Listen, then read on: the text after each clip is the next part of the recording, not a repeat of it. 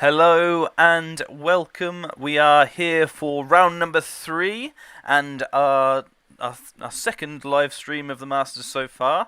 Thank you everyone that's come out so far. I'm sure we'll get a few more as we go on, but we are live. We are ready to go, and with me is a plethora, I don't know if I've said that right, of guests, including, of course, our man in the know, man on the ground. It is Hyper-G. Good evening, Lucky Sixes. Good evening, everyone.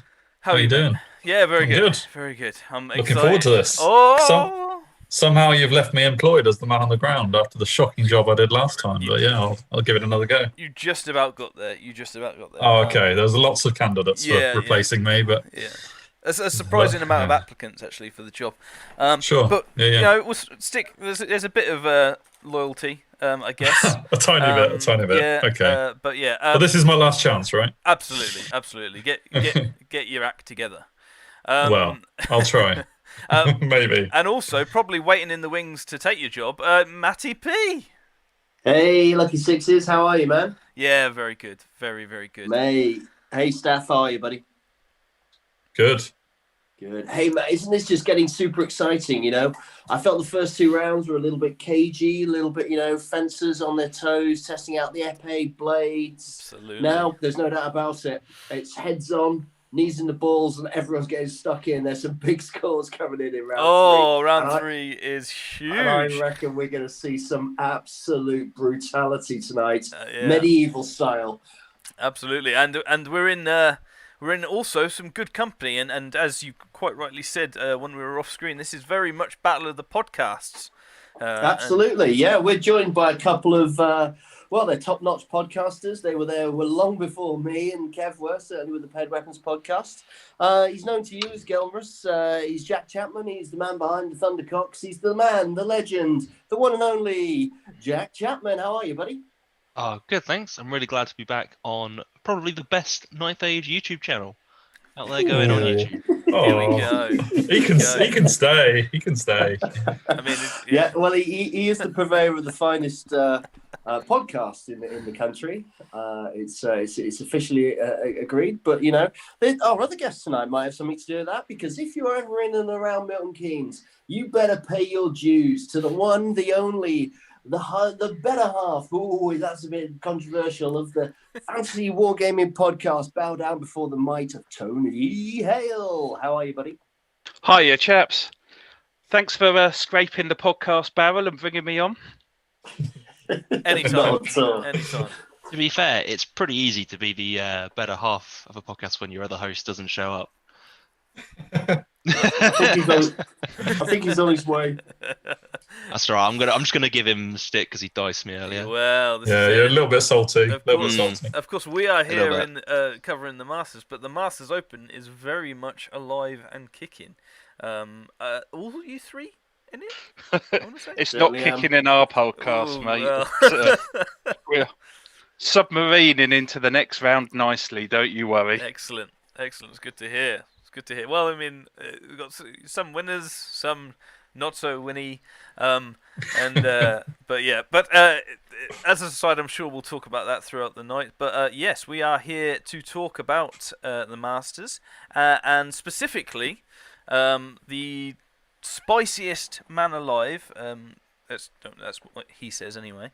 Although it has been reiterated by other people. And Matty, one of your bezies, right? Well, absolutely. I mean, you know, the day that they invented podcasts, they just broke the mold. In fact, they didn't break the mold. They found the bloke who made the mold. They shot him. Then they burned down the factory that made the mold, because there is only one, Kevin Stonebanks. And he is here tonight with his beast herds, Mr. and Mrs. Mino. I see he's already dropped, because Kevin is the most aggressive player you'll ever come across. I'm pretty sure turn 1 he's going to be halfway across that board. I mean, speaking of which, shall we switch to the board? Here we go.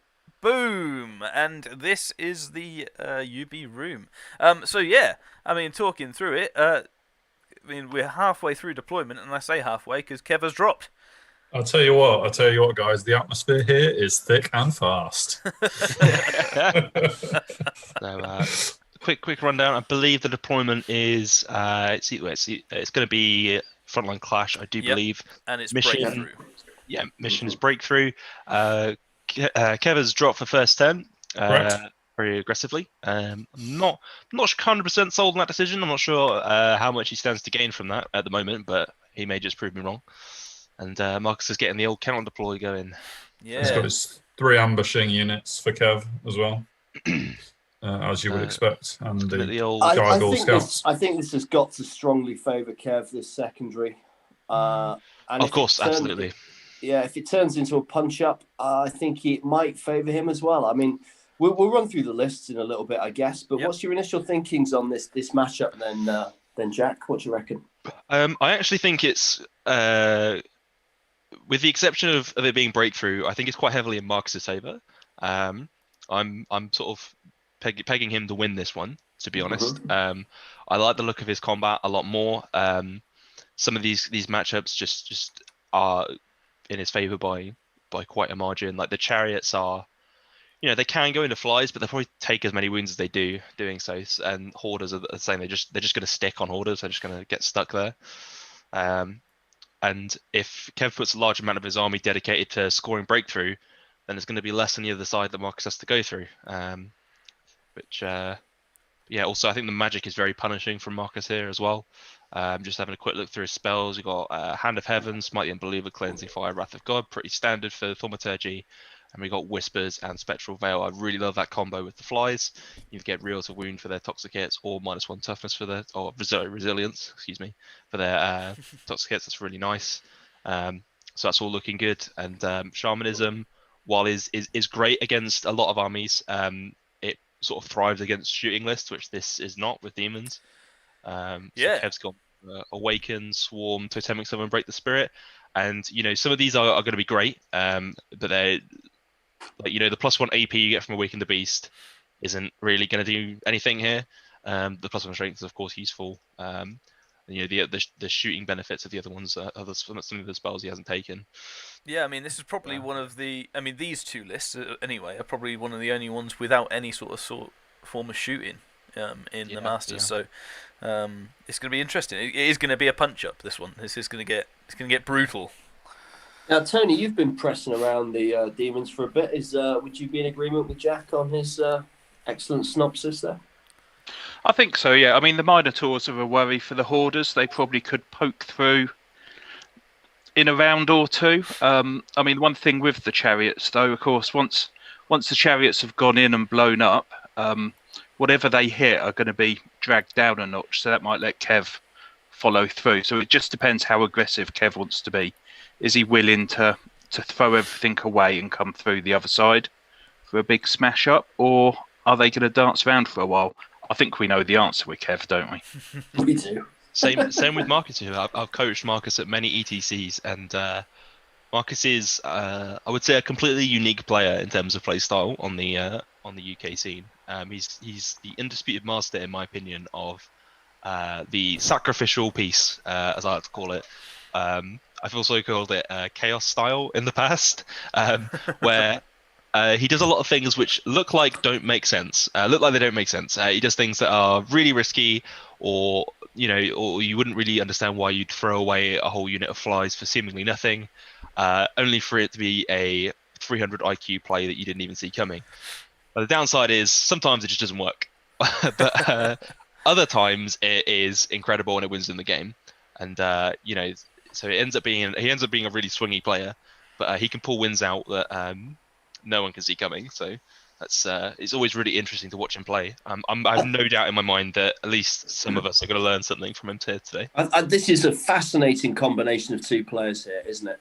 I mean, this really is two unusual players with two quite off the wall. Well, I mean, they're interesting lists, and I think this is good. Like you say, Jack, we're going to learn a lot. I guess we should run through lists. I think so, yeah. Take your little perambulation through Kev's list. Absolutely, we'll do Kev's list because they are not hanging around. These chaps, no, they are not. No, so from the left, Kev's got his raiding chariot. Then he's got his big bunker there with from the left with 29 Wildhorn. That's got they've got Shield Standard Bearer with the Legion Standard, Full Command, and the Totem Bearer with Gnarled Hide. And if I don't know Kev, which I do, yes, that's where his Soothsayer will be as well. So that's a Master on Shamanism with Trickster's Cunning on the Light Armor, obviously. Ancestral Carvings, who Kev loves to punch up, and Seed of the Dark Forest because you have to. Then it's the big block. It's the Mino Pain Train. And that's standard build for Kev, I think, with 6 Minos there with Shield, Standard Bearer, Banner of Speed to get that bit closer. Musician Champion, Totem Bearer with Black Wing. And in there is obviously going to be Mr. and Mrs. Mino. I'll start with Mr. Mino because I'm a horrible sexist. Minosaur Warlord, General, Light Armor, Destiny's Call, because then they put it on, Kev wet himself and just jammed it on him. Paired Weapons, Blessings, Inscriptions. So he's going to be re-rolling to hit and re-rolling to wound. Bad man. Yes. Obsidian Rock, because he hates getting sniped out, and Crown of Horns. Mrs. Mino, on the other hand, will be with the Greater Totem Bearer, Battle Standard Bearer, Light of Fiction with Agar's Affliction, so that's +1 res, and a great weapon, so she can hang around and hand it out too. At the back, he's got his standard Gargoyle Chaff, no chaff like flying chaff. To the right of it is obviously going to be his Razor Touch Chariot, which is there exclusively to give +1 on the charge range for Mr. Mino, if I know Kev. He's then got a bunch of raiding chariots, 3 in a unit, another raiding chariot, and then out there on the right wing, another raiding chariot, because Kev loves chariots. And breathe. That was fantastic. That was great. Right, we'll give you a minute before we expect exactly the same sort of quality with the demons. But yeah, I'm 30 seconds. I'm gonna have to let someone else take them through the demons. Yeah, I'm afraid. that was do the demons if you want. I don't know. Very good. Well, I mean, it's high thing, and I say he's moving up cautiously-ish. It looks like. This does not look cautious to me. Well, he's not gunning. He wants to fight. But he is moving. Yeah, he is moving forward. But yes, so that's Kev's list, and he's done pretty well. Yeah, sorry. Something I should just add to that. He's also got another bunch of scouting gargoyles that are actually obviously now down and in the back of the bloatfly with the double Horder Lance. So that's a pretty aggressive move from Kev. Right, I'll shut up now. In terms of things that he hasn't got on the board, he has got some ambushes, has he? Yes, he has. Yeah, he's got his ambushes that are going to be obviously pretty big in this breakthrough. So, he's got 18 Wildhorn with paired weapons and thrown weapons, ambush and musicians. So they'll come on and throw stuff around at the back.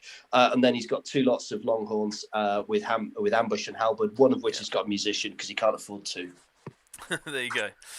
So I mean, he's got, and as I say, as we mentioned earlier, breakthrough is right up his street with that. So.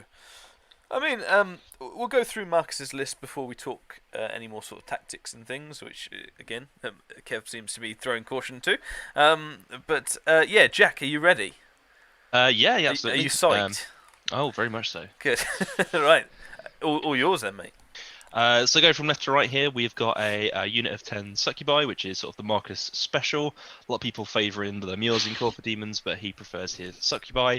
We've got a unit of Hoarders, again, another Marcus special, the Hoarders Dart, 3 models, 1 wide. We've got, again, this is another thing that Marcus likes to run that not many other people on the scene do. A large unit of Lemures with Hope Harvester and Herald on Dark Pulpit in there. We've got a unit of 3 Bloatflies with the champion, a unit of 3 Bloatflies with the champion. Neither of those have manifestations. I believe the Hoarders have roots, and that's it, I believe. We've got some Succubi with Smothering Coils with an Omen of Savara in there. We've got another unit of Hoarders with the banner, another unit of Bloatflies, and another unit of Hoarders. Obviously, Marcus has got the counter deploy here. What do you guys think of the old deployment? Who do you think has come out stronger on that one? I like. I mean, Marcus has got the hill, so he's going to have. I mean, they're Swift Ride anyway, right? But they're re-rolling and movement 9, everything over there. I think Blackflies might be 8 actually. But so he's going. Hoarders are 6 as well. Oh, okay, so I mean, the big. I don't know.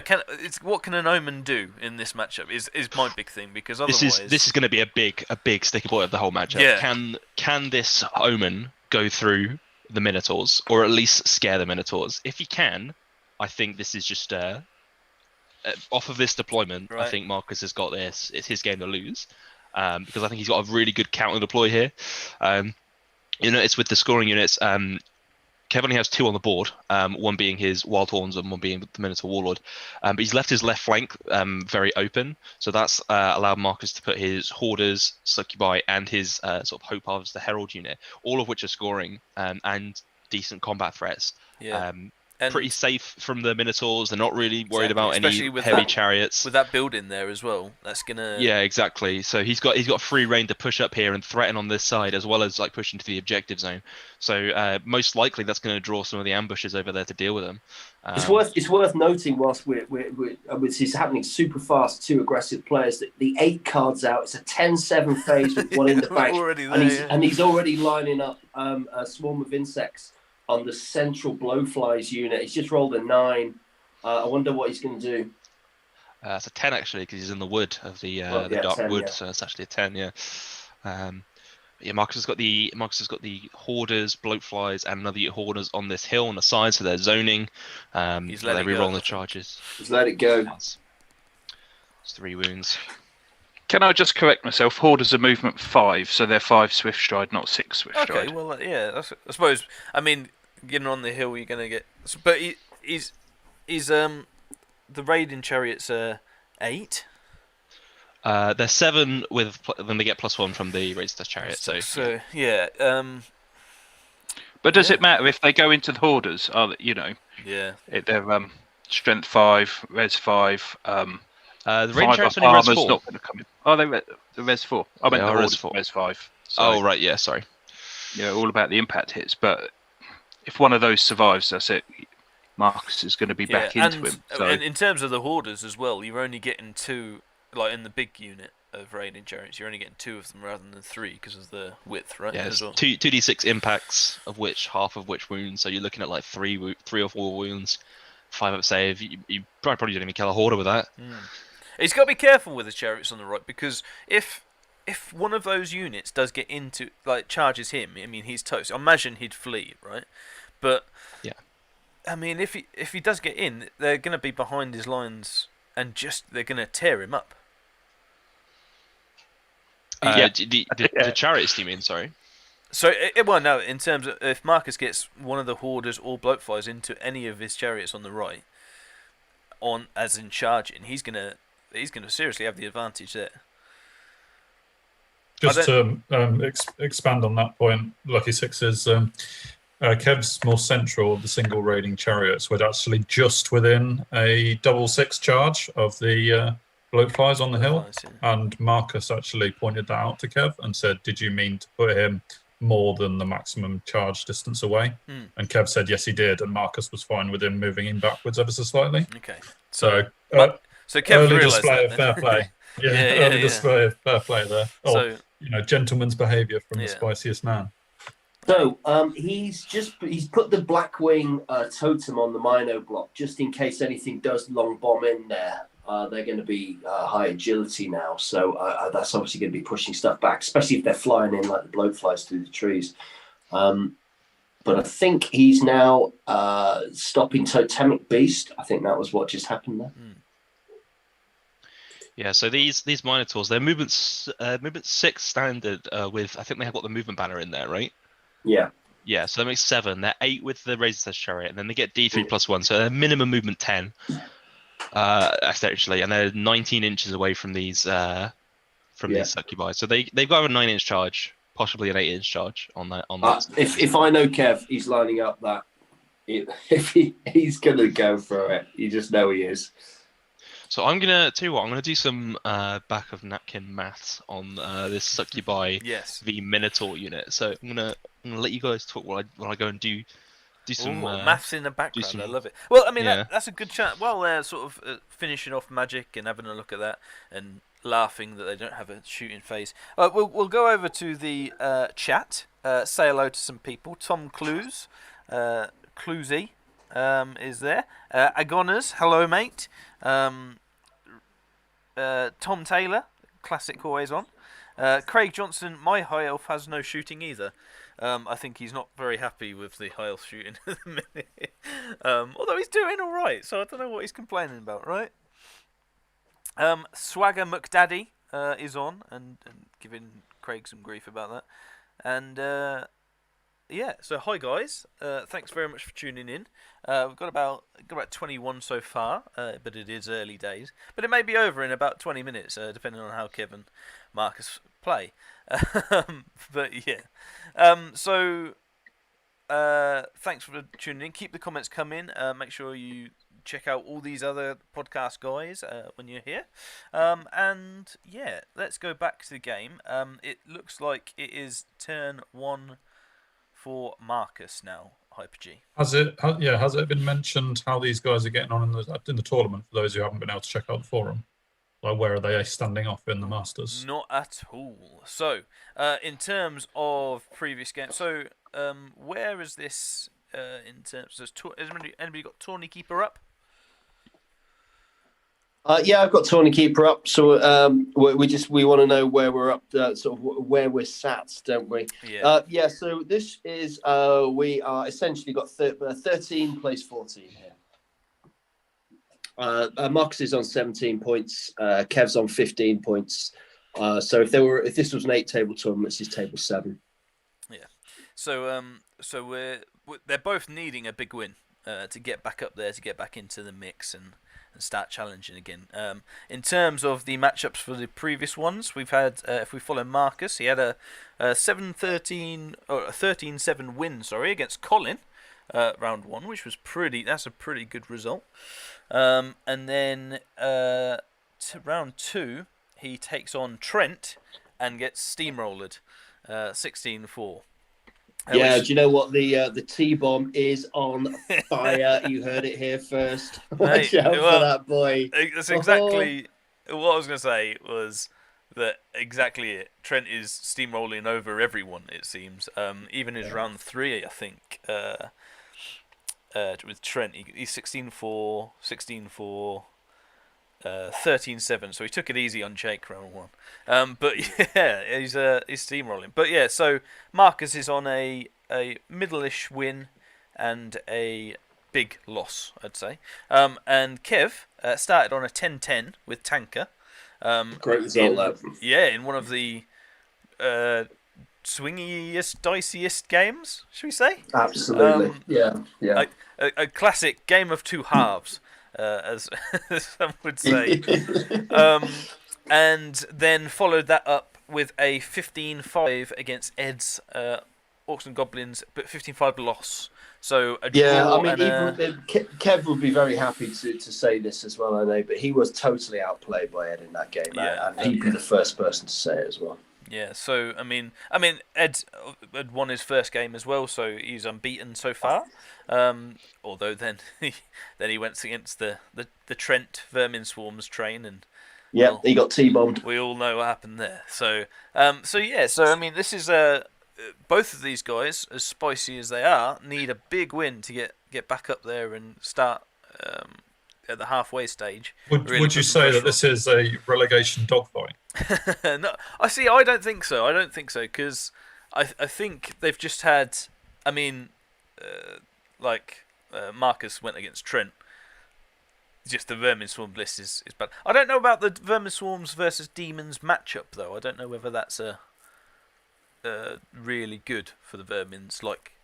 13 of the 16 armies that it's good for. Do Demons like Vermin? I think anything likes Vermin, do they?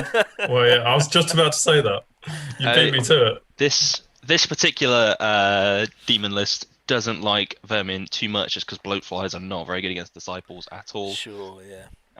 But in general, it's not too bad. I've had the results of my maths back, by the way, if you guys are interested here. So, in this combat, if you were to fight succubi with minotaurs, the Ominous Savage does go first against the Minotaur Lord. He has a 25% chance of just one-shotting him and killing him dead. Nice. If he doesn't die, then the Minotaur Warlord has a 50-50 chance of just one-shot on the Ominous Savage straight back. In terms of the units, unless the +3 agility is off, the succubi are going first regardless, and they do about 9 or 10 wounds. and then the returning Minotaur attacks do about 5. Okay. So in general, I think the unit is stronger. I think the characters are slightly stronger on Kev's side, but the Yeah. unit is stronger for the demons. I think if Marcus gets a charge here, and he gets his magic off, or if, as you can see, what he's trying to do here, he's throwing the bloatflies up in front to try and weaken the Minotaur unit. Yeah. Which totally makes sense. Which he might do again, right?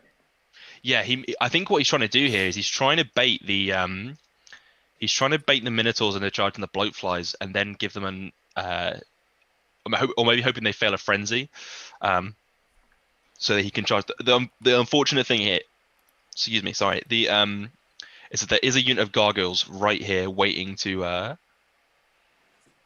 chaff this unit. Although, so this is one of those things that this is the thing that that Marcus does a lot. That it's his ability to sort of mess with unit spacing. So you'll see this gargoyle unit here at the top. This top one can only fly. I believe it's fly 18 for a gargoyle. Is that right? That sounds right. Yeah. I don't think it's 20. I don't think it's quite 20. Don't believe this gargoyle can be placed behind the bloatfly unit because it can't move far enough. The front can move far enough. I don't think that the back one can. It's going to get a bit close, but yeah, that's the sort of play that Marcus. Yeah, he can't clear with the rear one. Yeah, so yeah, I see now. Yes, he's not going to be able to clear one inch. There's a good chance he's not going to be able to chaff that succubi unit. And if the Minotaurs, they probably won't fail their frenzy, but if they do, they're going to be in a lot of trouble because they're going to be getting charged. They're going to be weakened and then get in charge of the succubi unit. And I think at that point, even if you lose the Omen, I think that Minotaur unit just breaks. Yeah, looking at it as well, he's left a 12. So if the Minotaurs go into the bloatflies, there's only a 12 overrun. Yeah, yeah. So very unlikely that they do genuinely go in, and then he just rinses and repeats the same, and then he gets the charge off, and yeah, by that point he might be able to actually wipe out the Minotaur's unit itself and just leave the characters. Yeah. See, this is an Sorry, odd position. Oh, go ahead. Just checking. When you were doing your maths, did you include the stomps for the Minotaurs? I did not include the stomps, no. So that is a couple more wounds. It's be like 3 more straight 5 hits, so probably like 1 or 2 more wounds, something like that. But is the Omen's not infantry? Is he? He is. He's a standard beast. He's just on a 50 mil base. Okay. Can he be stomped? He can. Oh, okay. So that's interesting then as well. Was the stomp in the challenge? Yes, it was in the challenge. Yes. Yeah. Okay. Fair. As were the impact hits. Yeah. Is there any? I mean, we've got this. I don't know what the actual thing is, but is there any way that Kev would charge his Minotaur out on his own into that unit? They're 8 wide, right? If Marcus doesn't have a counter charge, then it wouldn't surprise me. The problem is the Omen has to declare challenges, right? So he will get to fight the Omen. It's kind of, yeah. So he has to challenge with the Omen. So he would fight the Minotaur Warlord, or Minotaur BSP if that charged out. But yeah, that's probably a better fight for Kev, to be honest. Yeah, that's just a higher risk play. Yeah. It looks like an 18-incher for Mr. Mino into the block, and I wouldn't put it past Kevin doing that. You know, I mean, especially he's got Black Wing off as well, hasn't he? Yeah, he has. Yeah. So what? Movement 6 plus D3 plus 1. Yeah. So it's either an 8 or a 7 or an 8, depending. So that's Hand of Heaven going out on that Razor Tusk chariot, which could be quite key as to get that down, get that movement out. Yeah, sure. Prevent it from killing Chaff and stuff. I suppose that's the other option. If you sent the chariot in with the Minotaurs into the flies, you could always overrun with the chariot as a throwaway chaff. I mean, really, for Kev, apart from his characters and his Minotaurs, all the chariots are throwaway, aren't they? Yeah. It's a big roll on Hand of Heaven. That is. Just got 3 wounds on the chariot there, guys. That's quite tidy. 1 left on there. What other damage does Marcus have to put out? Not a ton by the looks of things. He's got a Wrath of God to go out, yeah, and then he's got a Breath Weapon. I imagine I think there's a good chance. It's kind of a low dice phase. I don't know if he'll go for it, but he may try and put a Breath Weapon on. Yep, there we go. Breath Weapon on the Bloatflies to try and hit these Minotaurs and weaken them before they go in. Look at that, predicting it.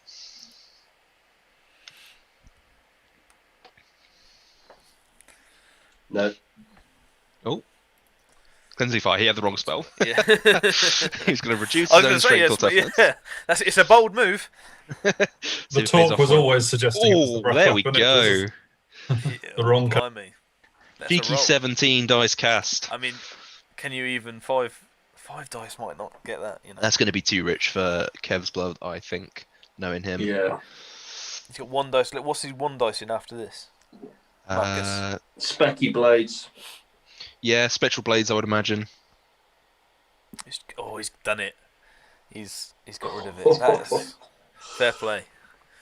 Yeah. So then we go with one dice. We reckon Spectral Blades. Yeah, possibly. Also, what else we got? Oh, he's smiting. No, the mate. One dice Smite the Unbeliever. He gets Smites, +2 to cast this and reroll the ones, so that's not a bad shout. Oh, he unfortunately rolls a 2. That is the only one. rough. Yeah. Fantastic. But yeah, I mean, he'll take getting some wounds off on that big raid test, though, right? Absolutely, yeah. Unfortunately, as long as it is alive, regardless of how many wounds it has, it is Yeah. giving it like +1, so It's like, it's yeah, unfortunate. when you get chaffed down to 1. Back on the chat, Tommy T's giving it all that. Yes, Vermin OP, please nerf, for sure. Anybody disagree here? Yes, No. I disagree. Of course you would. Classic Jacktix doing that. And West, hello West, from the MK club. Hey, Westy, how you doing, dude? He's doing an amazing Silver Elf army at the minute. I'm very, very much looking forward to playing in 2025 or whatever it is when we get to. But yeah, I've bagsied him for his first physical game. I want to see that on the table. He's doing a good job there. Any painting projects for you chaps? Not at the moment. Just I'm hopefully going to be starting a new job soon, so hopefully I'll be getting an army on the go. But I tell you what, this I'm going to be moving away from your neck of the woods before this pandemic ends, so we can get a game in. Tom. Well, we'll have to make a trip, make a weekend of it. Yeah. All that means is more games over a weekend. That's fine. It's fine. Yeah, exactly. I'm going to be moving to London so I'm going to be playing with the LWG guys. Yeah. Oh, well, that's a massive group. You get some loads of games in there, so that's good. Yeah, no, it's what's wrong with Northampton, eh? What's wrong with it? So I'm not sure what's just happened here, by the way. I thought that Marcus ran out of dice there where he didn't get off his last spell, but it looks like he's done smite on. Kev's just taken off one of his bunker, hasn't he? He's just fired the Hope Harvester. Okay, right, yeah. But he rolled a 2d6 times 2 shot. Is it times 2? Yeah, rolled a 6. Yeah, and he's added a few veils in there, and he's got 3 6s to hit. Right. And then looks like what strength is it? Strength 4, AP 2, I believe. Strength 4, so he only got 1 wound off. Did he? Strength 4, res 4, yeah. But, yeah, there we go. So yeah, what about you, Tony? What you painting in a minute? I am painting up a filthy demon army for the Tail of Slow Painters. So it's a bit of a it's forcing me to actually paint some, as there's no tournaments like looming. So I'm cranking out like a few of us are. I know Matt's poised to start his, aren't you? I've been poised to start mine for about 11 months, mate. It's weak. I need the panic station motivation. You know? I tell you what, if looking at models counts as hobby, I think I've done more hobby than anyone else during the pandemic. Yeah, you're just tempted to what are you tempted by? Oh, so many. I've been Glamour, looking at probably. I'm looking Instagram, glamour. I've been looking at Bushido models. I've been looking at Titan Forge Dragon Empire models. I've been any kind of like sort of samurai Japan themed armies I can use. Okay. Dread Elf army. Samurai elves, nice. Yeah. But yeah, I was gonna do a The combo Year of army. the Samurai. I remember Yes. that from the Christmas party. Well, the first half of it. After that, it all got a bit blurred, to be honest. Right, Right, so charge. Kev's going in. Minos. We're doing it straight. There's Oh, no this hanging is- around, is there? Wow, this this is- boy. Yeah, this is rough. I'm not. Phew. I think. I mean, this is He's- what he's- Marcus wanted, right? I mean, He's yeah, this is gambling. what Marcus He's has set gambling. up. He's going to slot him. He's got to be. The other charge that's interesting is I'm not sure he won't stick the big bunker in on the left. Do you reckon? The problem with that is then they're going to be stuck out in the open, and these the hoarders and the succubi are both going to have a charge on that unit. Yeah. Chariot block. Too far. Too far. Out of arc. This is why Marcus put him so far He does forward. have. I mean, he does have the gargoyles if you wanted to chaff. Those Yeah, things no, on the that's left. absolutely correct. That's true. But yeah, it's not. It's just the minor. He's happy. Kev knows. What's the chat on the sidelines there, staff? They giving any signs of early doors superiority? Rolled a double 6 on the chat. Not that it mattered, but This ambush is here coming on. oh, Oh, yeah. So I mean, this, I guess I'm asking the chat as well. With the minor going in, it's going to be. Is it going to last 6 turns? Is what I want to know.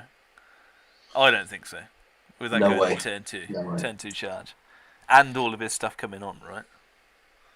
I kind of get what Kev's going for here. I think what he's going to try and do, he's going to try and make it so that the Minotaur Warlord and the Minotaur BSB do most of the wounds, if not all, on these bloatflies. So he can take the wounds on them with their 4+ ward save and increased resilience. But if he does take any wounds, like that drastically increases the danger he's going to face when fighting that Omen. Yeah. Would he?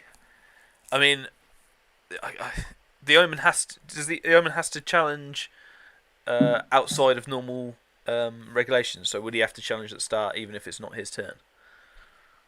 Well, you can challenge regardless, if it's your turn or not. Okay. If the Minotaurs go in, can the Omen be saved by the Succubus champion? If the He champion cannot, no. Right. So does the Omen have to accept? Yes, he has to issue, and he has to. has to issue. Yeah.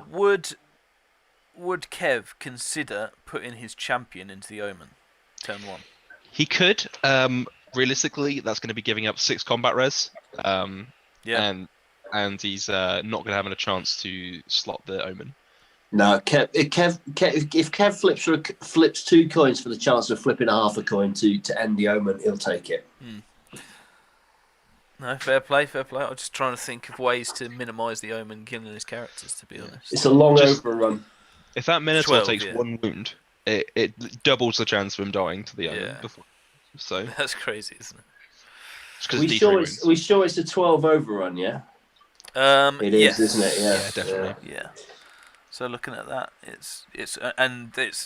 it's very much intentional from Marcus, I think. What's Marcus's thoughts on the right here, with these bloatflies? Why has he positioned them like thusly?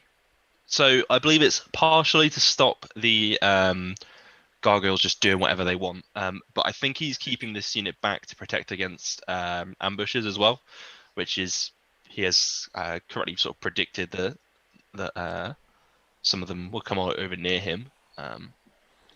But yeah, I'm not 100% a fan of the Longhorns being on this right-hand side.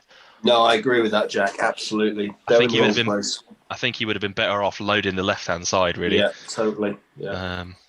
Or perhaps even going in behind the succubi and see if he can get like some kind of like sandwich in there. But I don't know. I think those ambushers can just be tanked by the hoarders.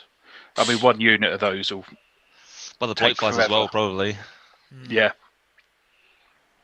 Is Kev just banking on the fact that he can't get a charge off straight away, so he's going to be wanting to put that raiding chariot in as well? Possibly. Will that help I him? think the raiding chariots, they're a little bit anemic, especially the solo ones, and especially against like these sort of bigger, tougher units. I passed the March test. I think that's a 6 test he had to make there. That's quite rolled a 5. quite fortunate for him. So, although that is quite a far distance for him to go. Those models cannot move any further forward, so it looks like he can just about make it though for the chaffing. We'll probably see a little bit of test rotation now, won't we? Yeah. Yeah, there it is. There we go. It's exactly what's just been asked. Yeah.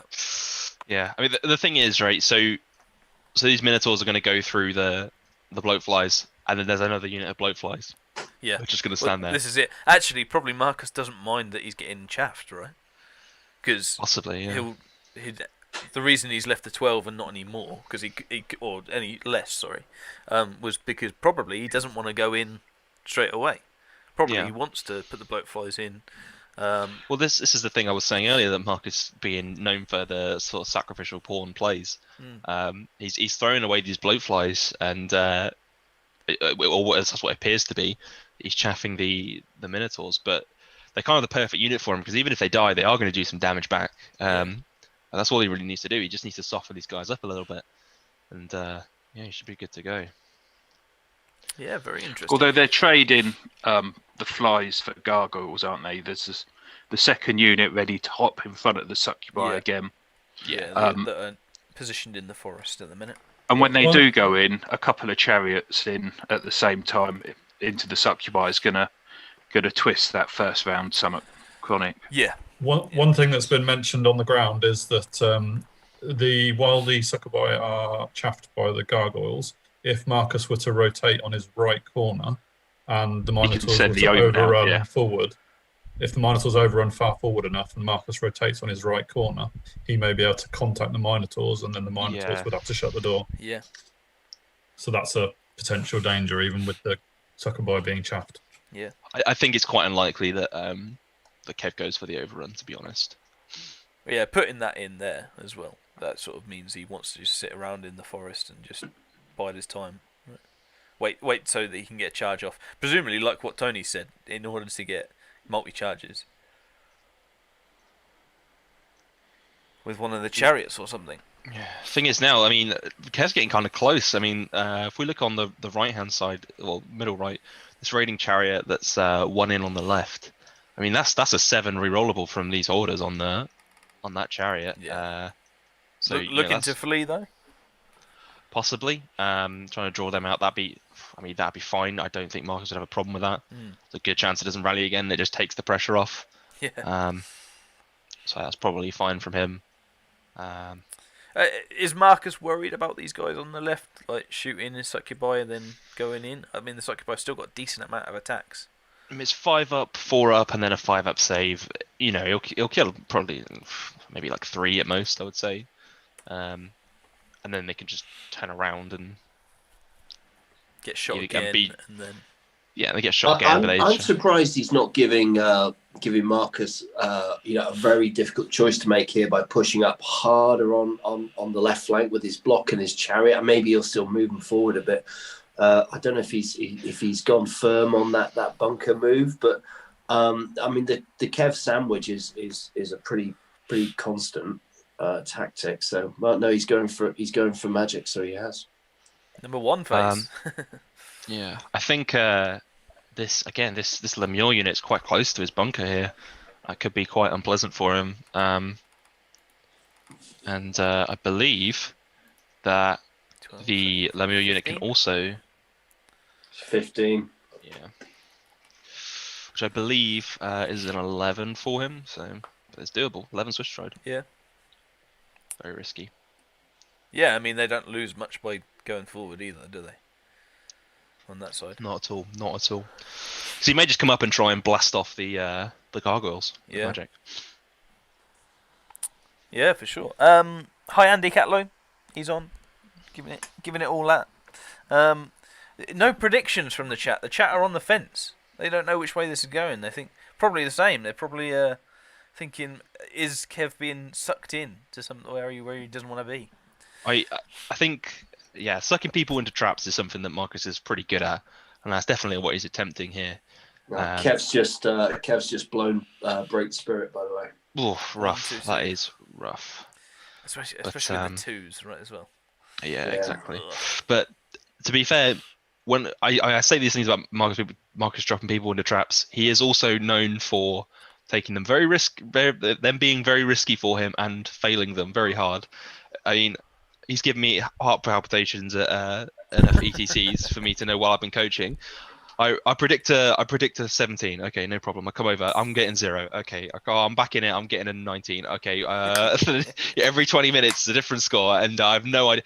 It's always the way. I'm trying to go down the line, predict what everyone's going to get, telling people whether to push or not, and then Marcus is like, could be anywhere between a 20 and a 0. He's the wild card, yeah. He absolutely is the wild card. So you really never know how his games are going to go.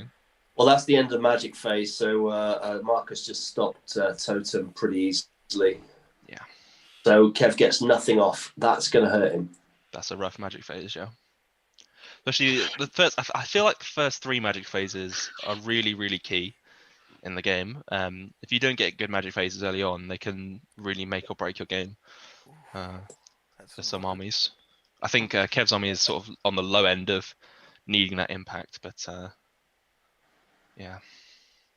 You mentioned the long charge with the Lemures, but I mean it's an 11. So it's a push to get up there. But if he doesn't, is he not, risking being sandwiched between the ambushes from behind, the block on the front, and a chariot? I mean, can they not? The problem I know it's Vez 5. It's a hard push, but the problem is that his unit will do enough damage output between the Herald, its mount, and the Hope Harvester. He just wins on combat res, and the long ones will just break and run. The Wild Horn's just taken off 4 Succubi with the throwing weapons, which is pretty sweet for. Yeah, they need to be doing that. If they do that another 2 times, then happy days. Right, so here's the combat now. So impact hits. It's 2 wounds. Then blowback. Oh no, ward save, then blowback. Makes a save. That's nice. That's what he wants. He wants as many hits than that. Oh, he fails to wound. Unfortunate. Well, I mean that's great for Kev as well, isn't it? So that's what Kev wants. Is just Just I mean, if we just have all the blowflies just fail their wounds, then that's the best of both worlds, right? Yeah, absolutely. What's the tension like, Hyper G? What's it feeling like down on the ground? It's all pretty cagey at the minute. There's not a lot of banter going on. It's all business. Marcus hasn't got any Jaeger in him, that's why. So that's the that'll be the is that the primitive fury test? No, that was the unit. Fuck me! Right, he's gone. Mr. Mino's gone nuts. So that's 10 hits on. He's got, and that's 10 hits because he's got battle focus. Yeah, he did fail 6 of those, but he re-rolled them. Yeah, so, he's re-rolling with blesses. That's 9 wounds. Yeah, 9 regens, I believe it is. I think. Yeah. I mean, 5. that's regens. I think. Yes, that's 5 wounds. He's got 1 back, has he? That's the re-hits. So I think that's 1 back on the unit. Oh no, there's nothing, isn't there? Because blowflies have 5 up regen and 5 up ages against magical attacks. So. Yeah, and then the blowback was wounding on 6s, presumably, because it has to be against the model that did it. Yeah, exactly. So no 6s, so nothing. So far, it's all going according to plan. This is Mrs. Mino now. Yeah. Re-rolling, so 4 hits. Yeah, that's 3 Great wounds. weapon, so 3. 2, maybe. That was 2, so it's on 3s then, presumably. Yeah. There you go. Ooh. That'll be blowback, so 1. I'm not sure if the BSB is res 5 as well. It's Eagle's Affliction, so it'd be res 6, presumably. Okay. Well, either way, that's a wound. Yeah. Oh, that was Two a wounds. champion. Two wounds. He's challenged. He must have challenged. That's interesting. the only way I can think of that happening. Yeah. Who would have challenged, or Hyper-G? Do you know who challenged who? No, I can't, maybe it's not a challenge. I No, it didn't can't hear be. a challenge being declared in any way. They went straight to Oh, impacted. of course, So, it's a great weapon attack from the Minotaur BSB. So he was attacking with the unit first, not the. yeah, I think what happened was Marcus passed his saves and the blowback then happened. Yeah. So he's just done 2 into the Minotaur unit there. Right. And Big pop, right? Yeah. Now the overrun. Yeah. So we're under the impression he probably won't, right? I'd imagine so. If he gets in, the bloke flies on the left can't get him. I don't, because it's a 12, so he needs it. He needs 12 to get in. So I'm under the impression. They're not frenzied, are they? They're not frenzied. They are frenzied, yeah. Okay, so we'll have to. It's test. an overrun though. Yeah, they don't have to test. It's not a pursuit. It's an overrun. Of course. Silly me. That being said, he won't even be able to go very far because he's going to go within 1 inch of the building. So he's literally, if he overruns, he's just going to stop in front of that building. Yeah, it's probably worth just running it, isn't it? Just rolling. Mind you, I don't know. Does he want to stay in the woods for any reason? He doesn't really get a benefit for being in the woods. He's Strider, so he just pretends like it's not there. They're just talking about whether or not the overrun is a good idea now. Yeah. Let's decide whether Kev gets swayed by what Marcus is telling him right now. Sure. I mean, I don't think with a 12 it's not. If it was a 10, I think he would have done it, but 12's just, you're not going to get it. Yeah. No. It's just No unnecessary. overrun. I think no overrun. Yeah, I think No he just overrun. overextends if he does that. I think there's no real need for it. Yeah. Do you know what? Kev is going to be burning now because that's the dice roll he loves to make.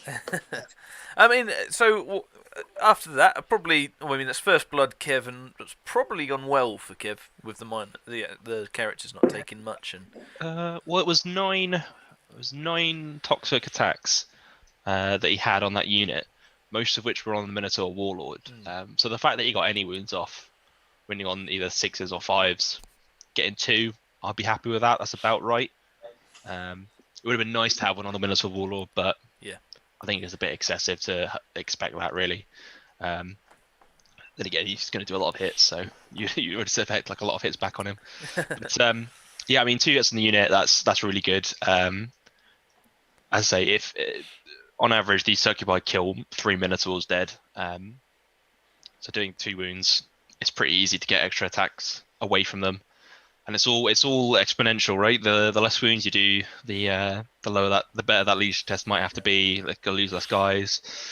It's all going to be tight. But... Yeah, in the balance for sure. And the flies are only 300 points, so Yeah, exactly. This is why Marcus hasn't got any manifestations on them, is because he often throws them in front of people just to have them suicide effectively.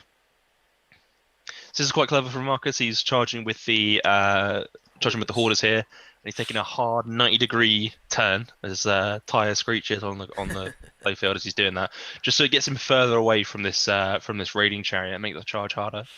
So that's nice. Will he be looking to overrun to chaff, or he's got other plans for those hoarders? Possibly.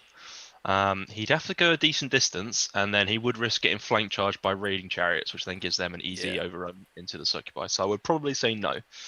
Would be my guess.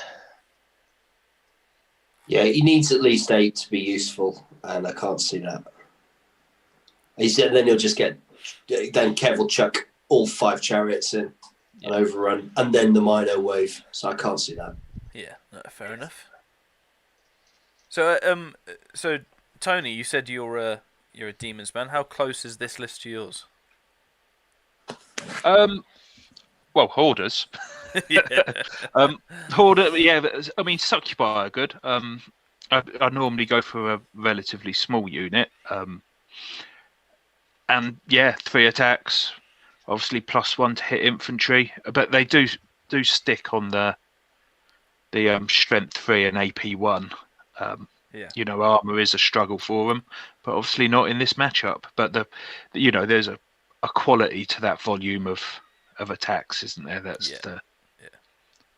I definitely finding the more dice you roll, the more is better than having higher quality. I'm thinking anyway. But and hoarders are just in most matches. Again, if you hit armor, they can do almost nothing. But they, 4 wounds, 4 hit points, and res 5 with a 5 up. Just you think you'll be through them in no time, but they always take longer to die than you expect. Yeah. So I mean, we've had a bit of a curveball here in that Marcus is now changing what we thought he was going to do and putting the bloatflies towards the Longhorn. Yeah, I mean clearing the scouts off or the ambushers. There's not a huge amount Kev can do in that. I mean, the only thing with the flies is they're 2 attacks, and they're light troops. So, but they do stick. They are a tar pit. So yeah. I suppose Longhorns will be halberds, right, as well. So strength 5. Yeah. They. I mean the flies are res 4. Yeah. Well, Kev will take that on then, will he not? Well, he's only getting a couple in though, isn't he? So I suppose if he goes to corner, he's probably only getting 2 in full contact. There you go. Yeah. So he only gets a couple of attacks. He gets flank charge, big charge, and he'll be steadfast probably. But it's not an ideal target for those scouts. Again, the succubi are the perfect. Yeah. Problem is those little darts are hoarders. Again, the moment they spin round.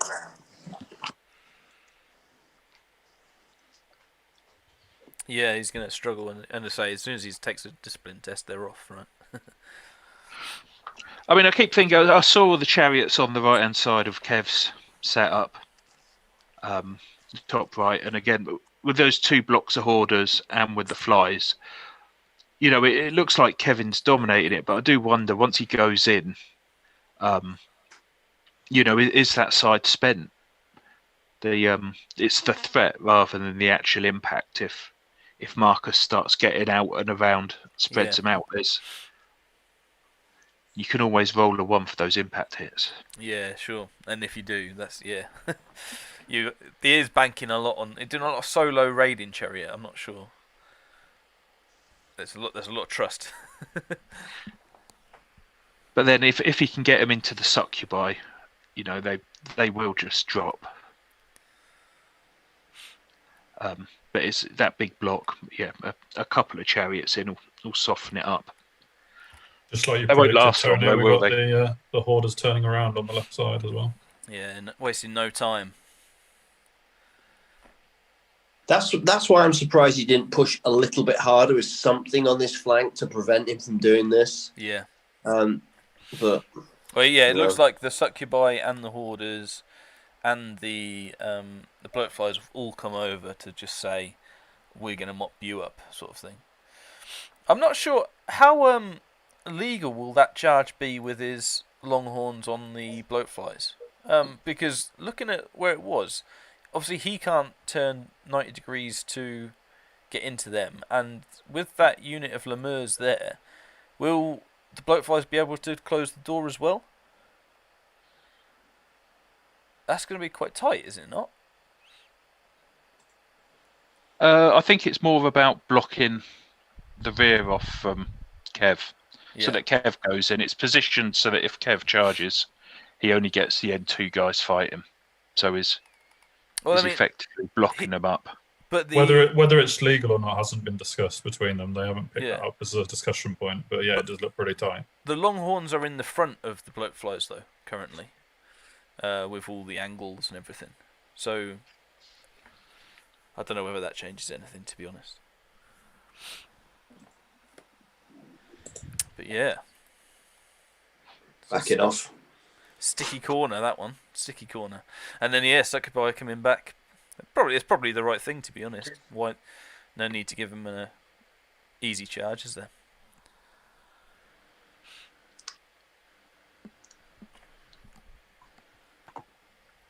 So, yeah. I'd miss that. You're right. They are in the front on those flies, aren't they? Sorry. When I looked the first time, I thought it was flank, and it was just it's blocking really, really tight.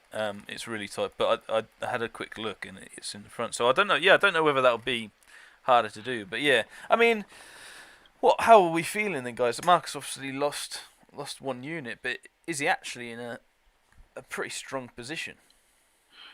Well, he's going to clear the scouts, isn't he? It's whether Kev can, what Kev can do when they're preoccupied. And like you're saying, as he hasn't pushed up on the top left, it's let Marcus just turn around and face. Well, he's just going to turn around and deal with it, isn't he?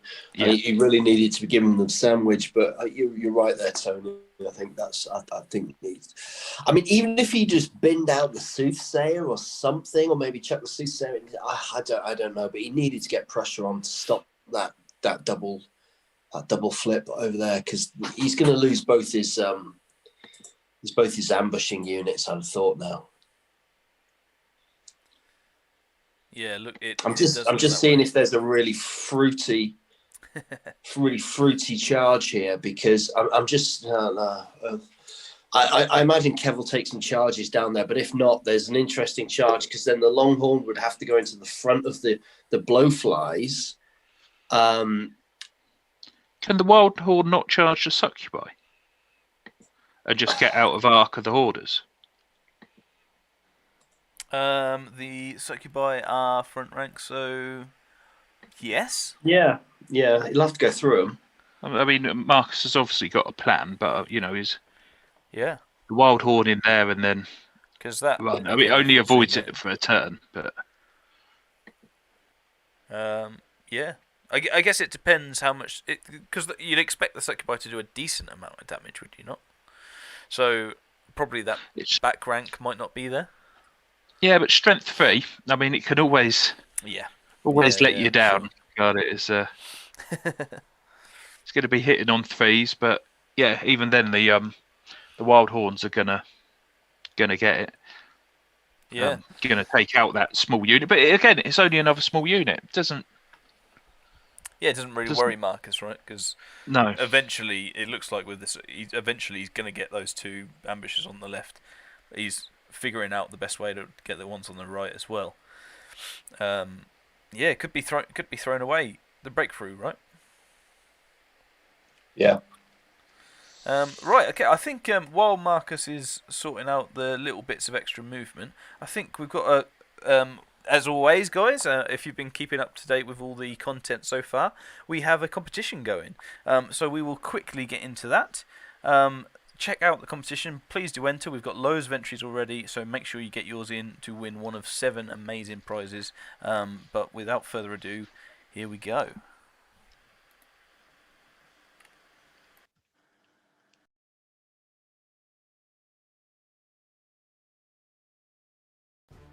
Hi guys, I'm Lucky Sixes.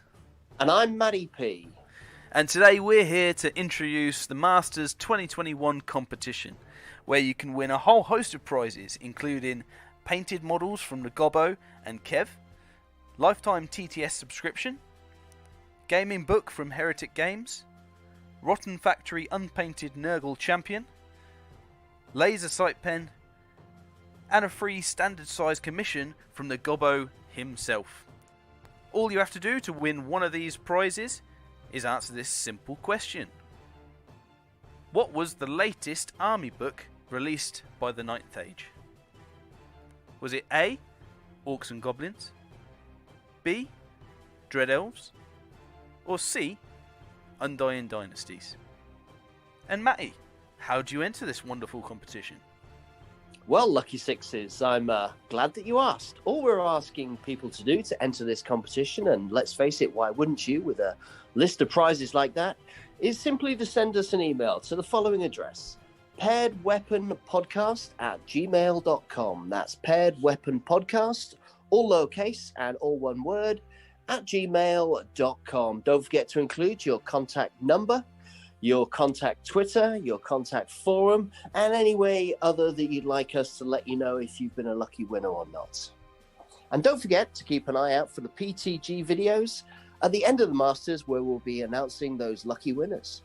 Yes, at least 7 winners we will have through this competition, so it is well worth you entering. Make sure you check out all our other content on several podcasts, including Paired Weapon Podcast, Slanrat, Thundercocks, and Fantasy Wargaming Podcast, and of course the videos right here on PTG. That's it from us. Best of luck, and stay tuned for more content. Best of luck, guys. See you later.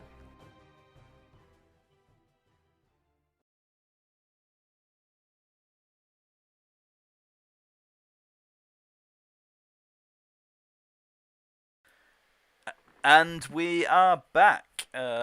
Yep, like we said, make sure you get those entries into the competition. And we have Hyper-G to sum up the start of the Magic phase. They actually cracked on a bit quicker than what I expected. So, Hyper-G, what happened? Yeah, it was pretty much the moment you said it's competition time. They got on with the Magic phase, so it was a good time in there. Yeah, Marcus had a Flux 4 Magic phase. He ended up with an 8 versus 5. Saving 3 Veil tokens, cast 3 dice Hand of Heaven, and managed to re-roll one of his 1s. Well, I got a 1-2-2 initially, and the 1 turned into a 6. Kev was forced to stop it with 5 dice. And that was on the chariot, wasn't it? Sorry. Yeah, I think so. Yeah. And so that left Marcus with 5 dice to 0, which he's now using. He's got Whispers of the Veil off on the bunker. And that's for the Hope Harvester, isn't it? To rack some shots up. Yes, he's kept his 3 Veil tokens for the Hope Harvester, yeah. It would seem. Yeah. That's about it, really. And we are in the presence of greatness, are we not? Because we have been joined live by none other than the master himself, Craig Johnson. Are you there, buddy? Evening, how are we doing? Yeah, very good. Yeah, I mean, if there was no other better reason to have a look at the competition, have a bit of a break, is to get you on and chat about how's it going. Well, I thought I'd pop my head in. I've ordered a Chinese and it's 5 minutes away, so Well, there we go. I thought I'd pop in. Fair play. So, I mean, while this is going on, the Hope Harvester is absolutely taking chunks out of this bunker over here because of the magic. But that aside, while we're watching that, how is things going for you in the Masters? Yeah, quite well, actually. So, obviously, pretty much the halfway point after this evening. And Panic. We got Panic on the block. His bunker's just run. Oh, no. Sorry, Craig. We're going to have to interrupt. well, that's fine. Breaking news. The chunks that were taken out because of the magic and thing have actually panicked his bunker with his soothsayer in as well. So, ouch, right? That's huge. That's absolutely huge. Quote from the ground from Kev. That's annoying. Was it in that exact tone as well? It was slightly more disappointed than I made it sound. Okay, well, yeah. You've done, yeah. Yeah, that's going to be big. I mean, there's nothing to. It's just down to a dicey roll now, right? They'll rally. I'm sure they'll rally, but the that's annoying because now he's going to have to recraft the whole thing. I don't think he can send the bunker in now. I don't think he can send the miners in now. I'm just checking to see whether he's in BSB range, and I don't think he is. No, not quite. Even the back rank, even if you put his other guy over there, I don't think it would be. So. But I'm sorry, we interrupted Craig. You were telling us how we're for the getting big on, mate. news. I mean, feel free to interrupt me at any point for any big news. So, yeah, pretty well at halfway point. The High Elves are doing surprisingly well considering the inexperience. I think I'm on 48 after 3. So got the 20 against Rory luckily in that first game on the live stream, and then played Ryan's Infernal Dwarfs and scraped an 11, and then played Jeff yesterday, which was a really interesting game. Obviously, breakthrough against Beast Herds is hard work, and he had his 8 scoring versus my 3, but I managed to squeak the mission in a 17. Blimey, doing something good there, man. Yeah, it went okay. Classy performance, that mate. That was very impressive. I mean, Jeff was on a roll as well. He was doing very, very well. So, taking out the competition early. Well, trying to, yeah. And it's set up me versus Trent for the army swap, which is going to be an interesting game. Yeah, and we'll talk about the army swap a little bit after this battle as well, if you guys want to carry on for that. But yeah, yeah, well done. I think it's Craig, all I can say for it. In your opinion, is this going to turn out to be the old master versus the new master? You know, the old stud in the field and the young buck who wants his title. Is that where it's going to end?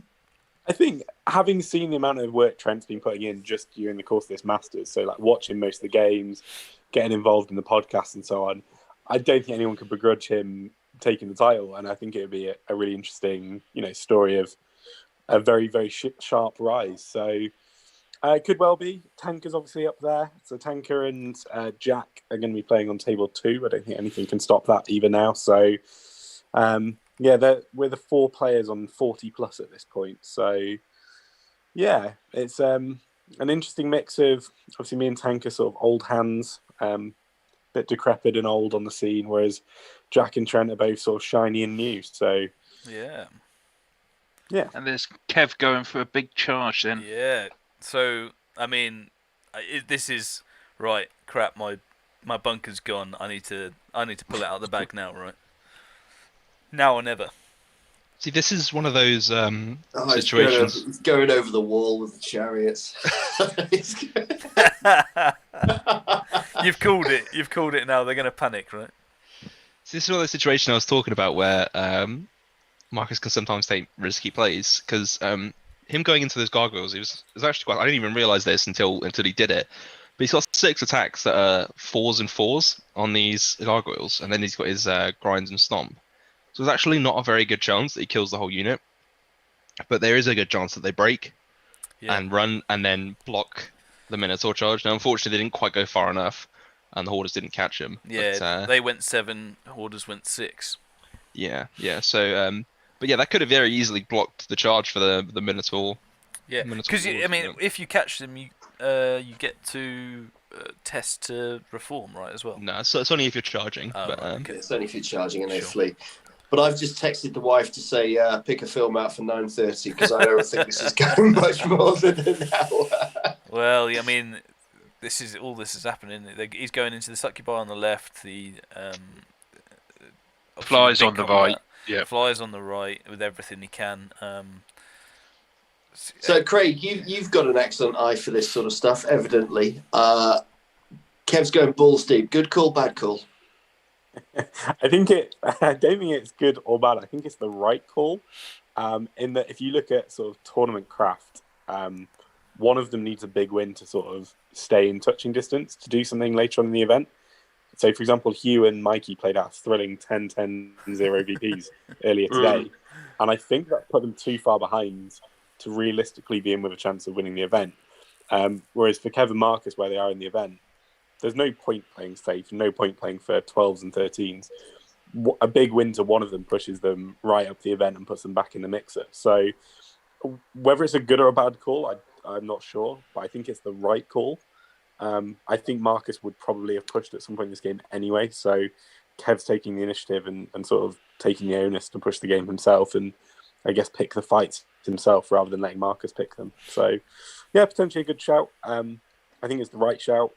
I guess we'll see in 10 minutes. Literally, yeah, no, for sure. Don't worry. We won't be putting on another competition in time because it will be over after the next video. So the miners are in. I'm going to miners are in, and they've just rolled a 6 for their charge. I mean, it didn't matter because they only need 8, but they're raring to go. They are up for it. I'm gonna go watch the live stream and listen to you guys talk about it because it sounds like. Just before you go, Craig, happy anniversary, mate. I saw that today. That's good work there, buddy. Thanks. She's laughing away next to me. So yeah. This is how he's spending his anniversary. Yeah. Spending my anniversary on the live stream. Hey, absolutely. But at least he's paying for the Chinese, right? Raiding chariots want it even more, apparently. Oh, look at that. If Kev keeps this rolling up, he'll be all right, right? Well, up to the leadership for his bunker. Well, that's the other thing. I mean, if the bunker doesn't rally, this was it. He's either got to pop through and smash, or he's going to lose his shaman in his bunker, and he'll just be backing up for the rest of the game. So, yeah, like Craig said, if he's going for the win, now's the best time. I like Kev trying to worm his way out of some DTs. Yeah, here, but, absolutely. Why not? I don't think that's how it works, Kev. Unfortunately, mate. You are gonna have to go through some of these. At least two of them, yeah. At least two of them, yeah. But yeah, no, Craig. If I don't know whether he's actually gone. But yeah, thanks for coming on, and enjoy your Chinese and anniversary. Indeed. I got away with that. Well, I don't think Kev's going to die wondering, is he? He's managed to do it with only one chariot hitting the wall as well. Yeah. Oh, very good, very good. And I think it should have. His DT. That was his DTs as well, so he hasn't taken any DTs. It looks like. Yeah, that's correct. Yeah. So happy I thought it was ones and days. twos for all for some reason, but yeah. I mean, he was in a position to run straight past that line to start with. So is that? Shame Craig's not back on the line. Craig, phone, come and tell us the right answer. Could he choose to do the wheel at any point he wants? To dash past, most of the unit past the wall, do the wheel, yeah, that's close the door, which is as long as it's 90 degrees, right? I think was the thing. So I've long said that beast herds possess some of the greatest weapons technology in all of 9th Age. With the beast axes, they're ATV raiding chariots. They should just get out of this whole raiding business and into the arms manufacturing business, in my opinion. Yeah. I mean, they've got some awesome light recce vehicles, haven't they? Yeah. I mean, Kev's gone for it, and he has got everything in. So this was the play. This was the play. I guess the next big thing is now when he rallies fleeing troops. This is the rally check coming up, guys. He's done it. He's done it. Go, come on, the Kev's. Oh, sorry, I'm supposed to not be. We're neutral. I'm supposed to be impartial here. I'm sorry. It's all right, because I'm going for Marcus same in the other way, so it's totally funny. So I mean, good start to the turn for Kev. Good start. Yeah. I mean, that test was an 8 with a reroll, so was it reroll as well? No, there was no reroll. It was out of his sorry, I thought Blood Offering applied to any leadership test, but it's in a panic. So. Yeah. So quickly, while he's doing remaining moves, going to the chat. It is in the front from Glenn. That was a bit of a while ago, but referring to the Longhorns. That'd be the Flies, yeah. Yeah, who are choosing not to go in. Interestingly, so I guess he's going to try and get out of line of sight or something. Is that Glenn, buddy? It is Wilkinson Glenn Wilkinson. Tough. Welcome back, Glenn. As I keep saying, this is Glenn, one of the hardest working NHS people we know, as is the K-Train, the Kevster himself, senior biotechnician up there at Manchester University Hospital, running the coronavirus testing for the northwest of England. But Glenn Wilkinson, Trough, runs a paramedic platoon, for want of a better word, down there in, I believe, Kent. So welcome, Glenn. Good to see you, mate. Yeah, Can't absolutely. wait to see you again. Yeah, no, fair play. We are not worthy. Very much so. What else we've got? Agonas, looking forward to seeing what I win. I mean, there are a lot of. I know Kev said there was over 30 entrants. So get your entrance in for the competition. Cause he also read out some of the wrong answers to me. They're not fit for publication. Yeah, no, fair enough. But yeah, and Tommy Taylor saying very much on Kev's side. Swag Daddy just put in, who do the 3 chariots overrun into? I don't think, if we have a look, I don't think they quite I'm fairly sure overrun. It's the Minotaurs. They hit the Minotaurs before they hit the... Looking at it, it's the Minotaurs. I'm not sure. I think oh, no, really you're right. Close. It's really, really close. And, of course, if they contact... the wheel is on then as the well. wheel. Then if they contact the Succubi unit first of all, then they're allowed to. It's a new But charge. it is front as well, so yeah. So they're I going. suppose you could get a couple of chariots. Maybe it's all looking a bit close to me. On the ground, it was mentioned that the chariots were actually the insurance policy for if the Minotaurs failed. So I'm not entirely sure they've done that to try and get the overrun. But time will tell. And Kev, I mean, it's not like Kev could have moved them down any further, so No. If he gets it in, it's a bonus, to be honest, and he'll get 2 in. You say it's 12 wounds on those hoarders, yeah? Yeah. Oh, 5 I up don't know if they're save. going to go through them. Yeah, is it? Well, it depends on whether we pass the test, doesn't it? For on the break, res 5, 5 up save, 5 up fortitude, or Aegis against magical, and unnatural roots as well. So +1 res and a flag, so he gets 2 static. Yeah, it's literally down to the wounds done. If Kev can do 6 and not take any in return, then he'll probably pop the unit. If not, then that is a lot for. Well, he has to do the unit of hoarders. He has to do 6 more than Marcus does in order to blow the unit up. Yeah, but I mean, they don't have overrun into, so. I mean, it seems if it was an insurance policy, he seems confident. So perhaps Kev knows something that we don't. He just needs to roll 6s, though, right? Come on, it's easy. Yeah, I mean, Swag Daddy's also said they're not technically aligned properly with the Minotaurs, so the Minotaurs could go over half, like what looks like a couple of millimeters. So it might be a lot closer with the wheel. Yeah, he's right. Yeah, So- he's right. Yeah. Well, everybody's in contact though, isn't it? Because the omen's on the right. So Yeah, but he's slightly out. He'd have to go 2 or 3 mils. I will see to what the you left. mean. Yeah. It's Yeah. only ever so slightly, but in Yeah. terms of and that might make a difference with the wheel of the chariots if they are in the front and they do overrun, etc., etc. But as I say, there's lots of ifs and buts in that one. He's moved his chariot over in the middle, just I guess to be far away, further away from the hoarders, because he doesn't want to countercharge. But yeah, just a bit of shuffling otherwise. Yeah, I Has think. Kev got any way of boosting range on his spells? Because he's 26 out from the Mino block. It's got the No, totems on the he's- Minos, though, He's isn't just saying Awaken the Beast isn't in range. So Right. Yeah, Break the Spirit will be in range. Which is. He could awaken the beast on the chariot. Yeah, see, this one is really key. You absolutely cannot let this one go off, Marcus, and that's. He's 3 diced it.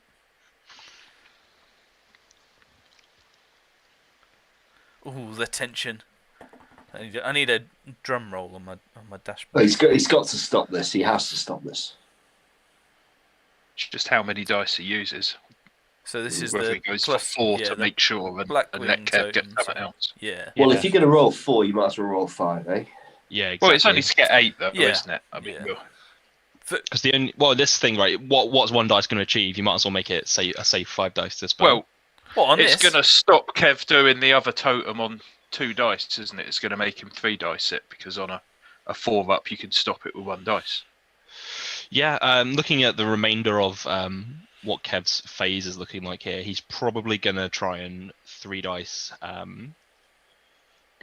a Break the Spirit. Yeah, He's there let we it go. off. That looks like he's let it Oh, off. he's let it off. The next one. This Succubi unit is going to get obliterated.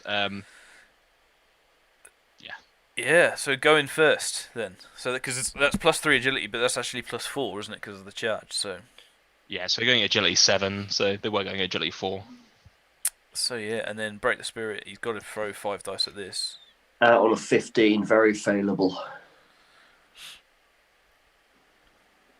You would have thought, but Marcus might. Yeah, no. There we go. No, it's good. 16. So See, this also makes the Minotaur Warlord go before the Omen, so this turns into a really bad fight for him.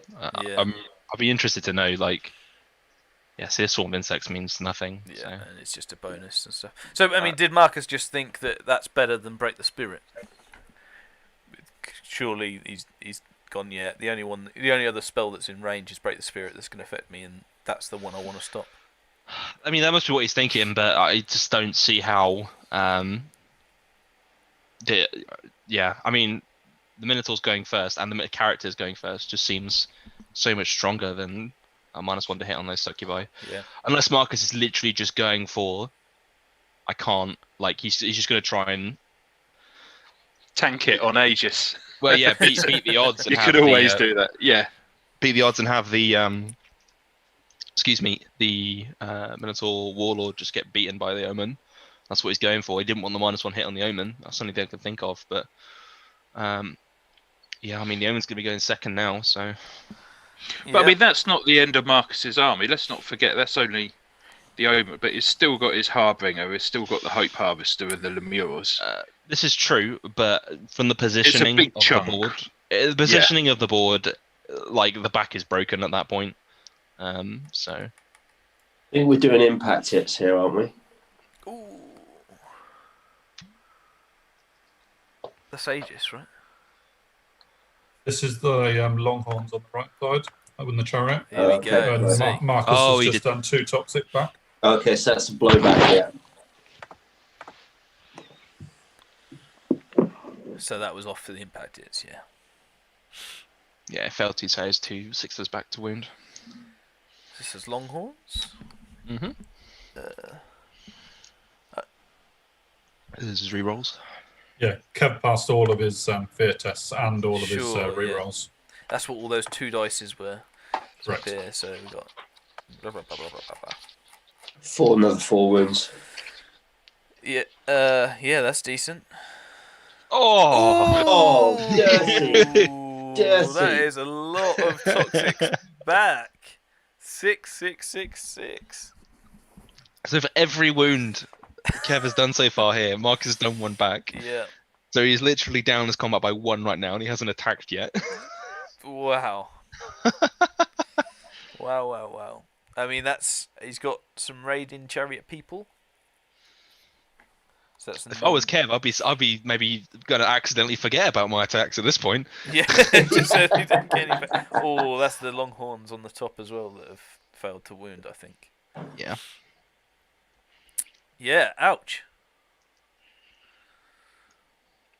At this rate, Marcus might win this combat. I think it's looking There he likely. So goes. they've got the charge, so he's 2 up, isn't he, Kev?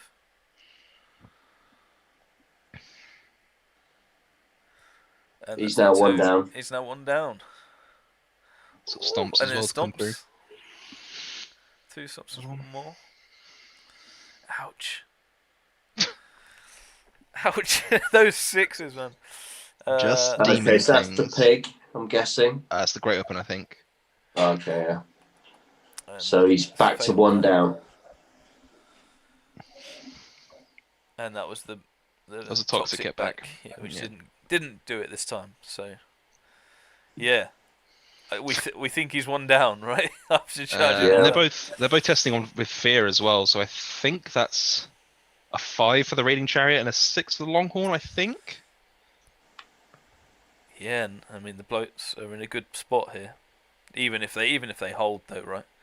They're in a very good spot. Yeah. They're saying that Marcus is up by 2.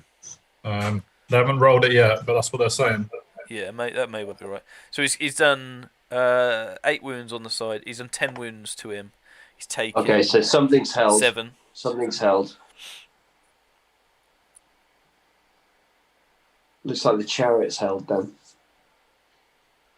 Yeah, that's right. So what's happened is they've got the charge, and Kev has done 7 wounds, I think, to take it to 8, whereas the Bloatfires have done 10 wounds in total. So that would make sense. Stand corrected.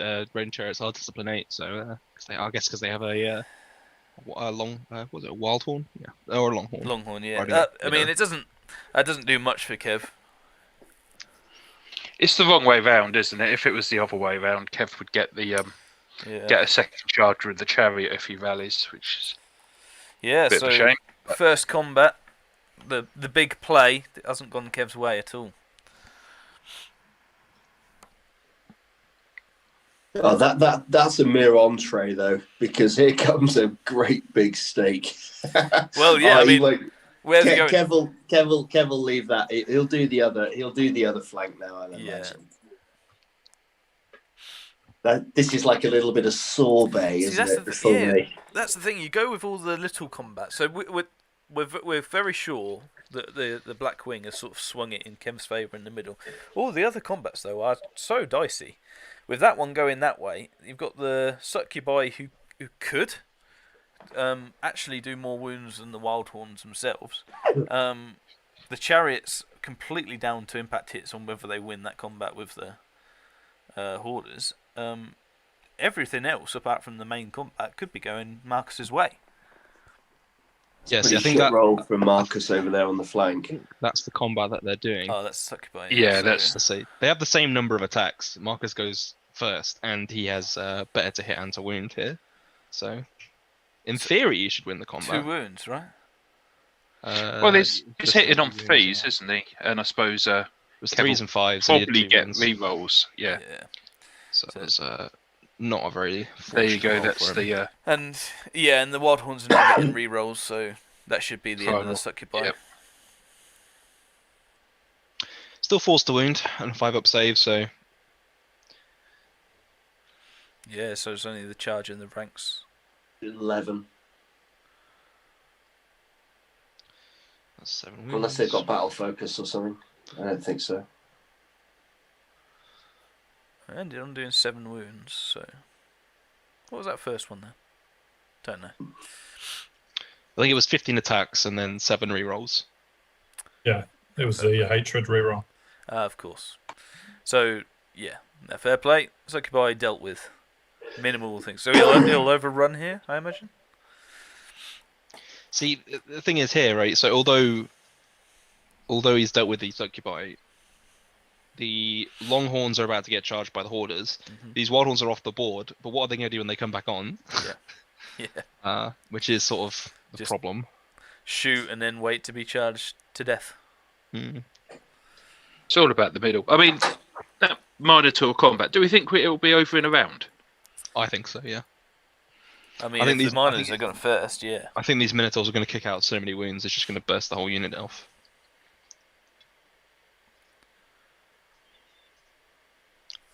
Yeah, he'll be doing the impact hits. We've got the Minotaurs first, so clearly Oh, Kev doesn't think the Chariots are Fair enough. overrunning. It is tight. It is tight. I don't think... Yeah, I'm not sure. Well, you think- say I that. don't think If it's the gonna hit. Minotaurs fluff it and run, the Succubi will chase after them, and the Chariots might go in the side. Maybe as Yeah? here we go. Cliff's thinking to, like you say, as an insurance in case he loses it, he has Yeah. an opportunity to And we've pop them on a big side charge. confirmed in the UB chat, there is a challenge. Yeah, Mr. Mino's going Mr. for it. Mino. It's pretty much as we thought it was going to go. Oh, here that's it the comes. impact Impact's hit. massive. 3s to wound. It's 2, I think 6-up saves, I think he'll get against that. Makes 1, nice.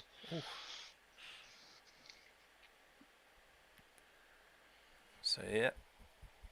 Has the Minotaur got divine attacks? Hasn't Yeah. has it? He does, yeah. Oh, he does. On his regular attack. I don't think it's... Because inbuilt, otherwise, yeah. you know, getting a few Aegis saves swings it so much. But Okay. Hitting It's on defensive. 4s. Yeah. Yeah, so he's got 6 there. Yeah, 8. 8. 8 with battle attacks. focus. Ooh. 3s What's to he need? wound. 3s. Oh, Oh. shitty death. Yikes. So We've got 4-up divine. Another quote from Kev here that he's just laying it on. What the shit? It's 4 passes. Can you do it, Marcus? Believe? No, he's dead. Oh, my life. Yeah. Well, that See, was letting close. That letting was that close. agility off was just. I think that's Yeah. a huge mistake. Is I mean, obviously, it's fantastic for Kev to kill him off now. Is Kev still lamenting the overkill, or the lack thereof? No. No, No. because he's just put yay. He just deletes the whole unit now because he's going to have what's that, 19 Minotaur attacks. 4s with a plus reroll. impacts, plus Yeah. stomps. Sure. I think that's unfortunate. I mean, I know you all believe in the Minotaur, but I could just see it fluffing. Well, I mean, we did the maths on it. It's a 50. It was likely, yeah. Yeah. It's he the, still re- had the it's s- the re-rolls, isn't it, man? Yeah, Oh, he look still at has- look at this now. Here it goes. It's just Yeah, he still had the stomps to go as well, so yeah. Yeah, so mop-up job there in the middle.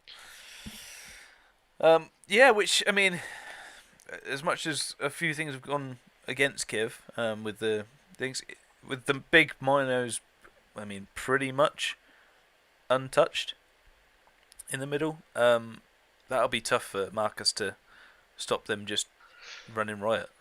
Yeah, see, I think what happens here is that the Succubi get obliterated, and then the Minotaurs face the Lemure unit. Lemure unit turns.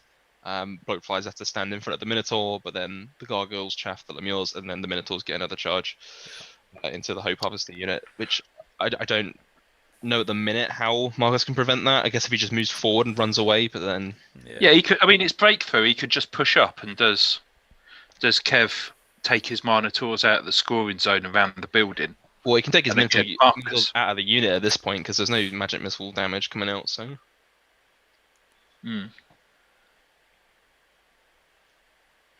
What AP is the Hope Harvester? I suppose the thing is that he's got Aegis saves as well, hasn't he? He's got. Sorry, is it a 4-up fortitude on his? It's Aegis on big the guy. character. It is Aegis, yeah. On the big guy, yeah.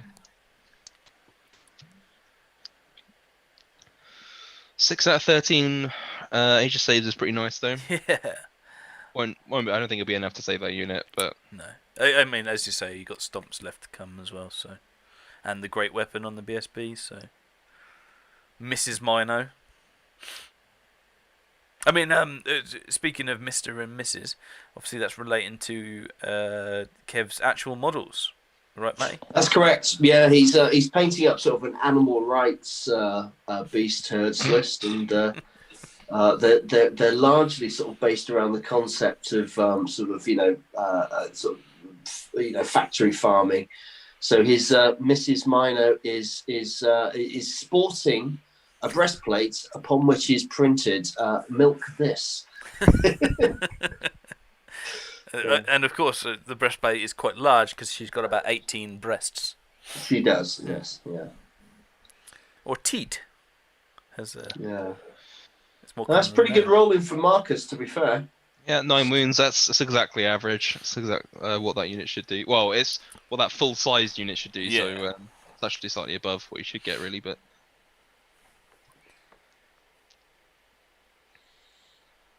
Yeah, so there's me talking about it being untouched, very much the opposite. There's his stomps, I think. These are the Oh, no, it's the BSB attacks. stats. Yeah, BSB attacks. Not too bad. Can he save the unit? Don't think so. What we got? 1, 2, 3, 4, 5, 6, 7, 8, 9, 10. It's 12-9 at the minute. Impossible. Plus the omen. So 15. That just gives Kev the chance to pop it next round and no, that unit's turn gone. to face whatever he wants. Yeah, it was 15-9, then that's 17-9, I think. So it might be if he fails the test, he has a couple guys left, depending how much he loses the combat by. Yeah. Oh no, Like I say, there we go. Succubi and Omen gone. I mean, that's a chunk of points. Oh no, it's not nothing at all. How many points is that in total? that was a Wizard Master as well, Omen. So I think he was probably 800 points. Yeah. So as well as General. So yeah. I mean, we were saying at the start it was going to hinge on that battle, wasn't it? In whether or not it's a bit of a succubi by there. Here we go. So how long have you been sitting on that one? Just had to wait for Lucky Sixes to be quiet for a second. Yeah, I've been working on that one. So a while. Yeah, years, mate, years. Can we throw him off the chat now, please? Done. I don't need convincing on that. Going back to that, Slatchman's here. Por favor, it is your birthday as well, I believe, Slatch. So happy birthday, Slatch. Birthday Slatch. And yeah, I'm sure that will make that'll make Craig's girlfriend very happy. She apparently is quite the fan of Slatch. Yes. Oh well, there you go. Well, what an evening she's having, eh? Watching Craig watch the live stream and knowing that Slatch's birthday. Well done to her. But it's nice to get a public happy anniversary. It's just better when it's from your partner, I'm told. But well done, Matt. I mean, dig a hole there. Yeah, right. Straight in dear. for that. But yeah, so here we go on the impact hits. Yeah, he's Marcus has diced him up on his Aegis saves, but I still think it's not looking great for the Hoarders. He's taken 4 wounds so Taken far 4, yeah. after impacts and some attacks from the guys on top. Great weapons still to come. It's a good hit roll from Marcus, though. What strength are the Hoarders? Is it 5? 4. 4. 4. Okay. I mean, that's Pretty not bad. sweet though. That is not bad. AP 0. 3 3 so wounds. kill. Oh no, it doesn't quite. Come on. One more great open hit. A wound, rather. Yeah. So with that, obviously, we're just seeing the end of this combat. Chat. What do you think? Is that tied? Is it swung back to Kev after all our saying that he was falling into the trap of Marcus? The I just don't understand the logic of the leaving the +3 agility and dispelling the break the spirit. Considering he was hitting on 2s anyway, I just think that was so unnecessary. Yeah, sure. So, yeah, would that? Do you think that would have put it on a more even keel? I mean, he can't do. He's got to let one of them through. So, If he stopped the agility, he would have won that combat. Because he would have had 9 less attacks coming in on him. And the Omen would have got to strike before the Minotaur Warlord. yeah, that's it. So, yeah, probably the biggest mistake then of the game so far. Because even if the Omen didn't die there, if he either killed or failed to kill the Minotaur Warlord, that whole unit still dies from combat res. So yeah, I don't think the -1 to hit was wanting to let go.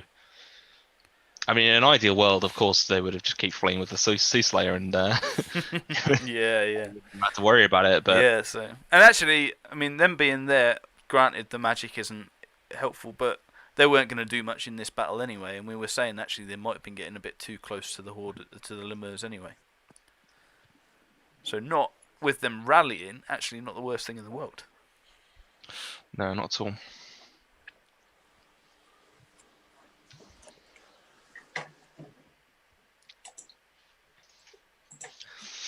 What's that 2 marker? The 2 marker is that wounds. That is the second round of Hoarder combat, so they get 2 grinds. Right. Okay.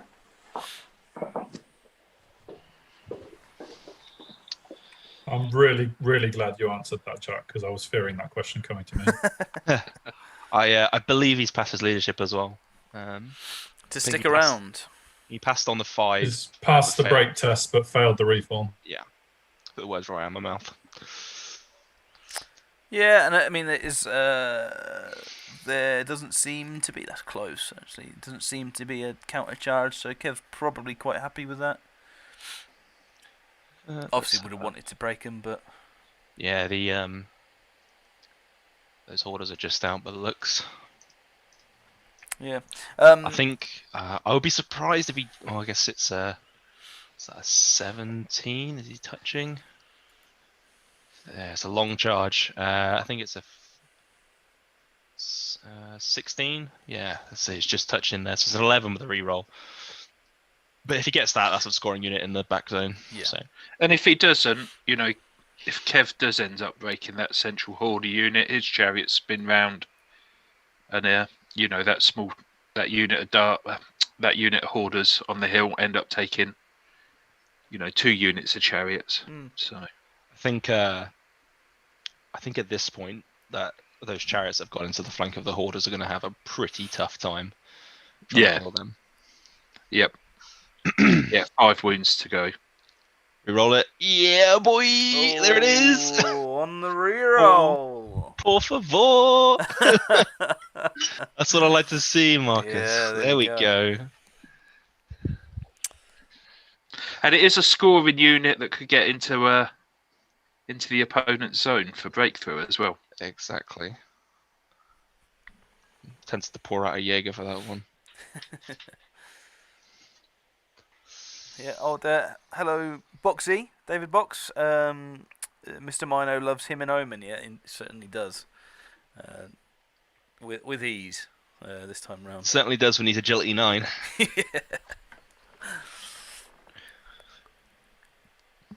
That's some Matrix shit going on there. So this is he's going. What's he going to put in front of the Minos then? These the blowflies probably. blowflies again.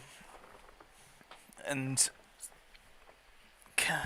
with 2 chariots over there, Marcus can't really afford to push up the Well, lemurs, that can entire unit is res 5 he? Mm. and parry. So I mean, I wouldn't be massively scared about these units charging him. Well, all 3, including the Wild Horns? The Wild Horns are just free combat res for him, really. Well, even I on think- that side, with I suppose the Herald's that side, right? Yeah. Yeah, so Yeah, there we go. he does not care if that's not an intent. He just needs to get out of dodge for these Yeah, the Minos. for these guys. So he's literally just saying, bring it on. He's allowing the Razor Tusk in the flank. Both, just everything come in the flank. Don't worry about it. He's saying. It's got the Herald. It's got Hammer Hand for the extra attack, isn't it, as well? It's not a... I think the mount has something like 4 strength 5. 4 strength 5. Yeah, it's no pushover. It's a lot of attacks at strength 5, and obviously the Hope Harvest is strength 6 as well. I think 4 attacks. It's a lot of think, and I assume, and Yeah. 3 ranks. You know, it all starts out. That's the problem. If Kev goes in with just the chariots, well, yeah, he can't. He has to have the rank, the steadfast off the flank, doesn't he? Off the Wild Horns, because otherwise, Marcus will just get to chase a fleeing chariot across the March board check and on away. the flyers in front of the Minos. Okay. yeah, they won't be escaping at that point then. Yeah. Well, I thought they might go in front of the Wild Hordes, because without them in on the flank, you know, those chariots chariots just die. can't charge the Lemures. I think if he passed that March test, he would have gone all the way over to the Wild Horns with paired weapons and throw weapons, where they're going to come back on the board and hopefully try to kill them, prevent them from scoring breakthrough. But as it is now, I think what he's going to try and do is get some toxic hits on the remaining Minotaurs, of which there is only 7 wounds left. Try and get rid of their scoringness and win the objective, because if he pushes up with the lemurs on the bunker, then there's only one way that goes. yeah, I think it's all about the objective play for Marcus now. Yeah. So how does, thinking of that then, if that's what he's going for and what he's going to do, how does Kev stop that? Because he's got the Hoarders and the Lemurs pushing towards the bank without... does he go in just to hope, or does he just use those chariots to chaff and to stop him actually getting into the objective? It's difficult to say at this point. I think we've got to see how these combats go in this next round before we make any decisions on it, really. Or he makes any decisions on it as well, so it can be quite difficult.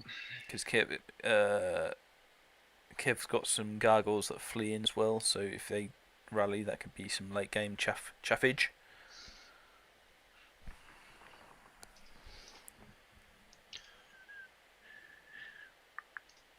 Good magic phase for Marcus, number 5. Yeah, he's only got the Evo Wizard left now, though, so isn't much magic to be going out. It's literally just a Whispers of Veil and a Spectral Blades. Sure. Obviously not massively useful. Could be decent for hurting the Minos, though. Yeah, he'll probably put Spectral Blades on them.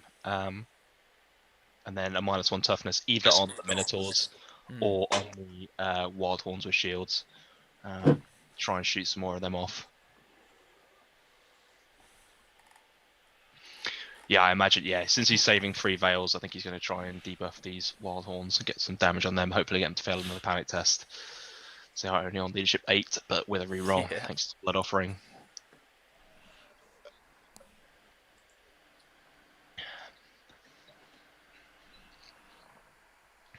Kev's doing a great job of commentating in the chat, isn't he? He is. Yeah. We're. I mean, as well as something to put to our chat. How easy is this to follow for you guys? Obviously, it's our second live stream in the Masters with fantastic commentators to do our best. But let us know how easy it is to follow, and if you're enjoying it, and what you'd like to see more of. Or please do ask questions as we're going. We'll try and keep up. And of course, as Slash says, we will never question the spice. That's in the rules. Surprised Marcus didn't throw 4 dice at that. I guess he's afraid of a miscast or something. Probably would have got it off if he'd gone for the 4 dice cast, since he has 8 dice. Oh, he started to go for -1 toughness on those guys in the bottom. Interesting. Trying to win that combat. Just to make sure, right?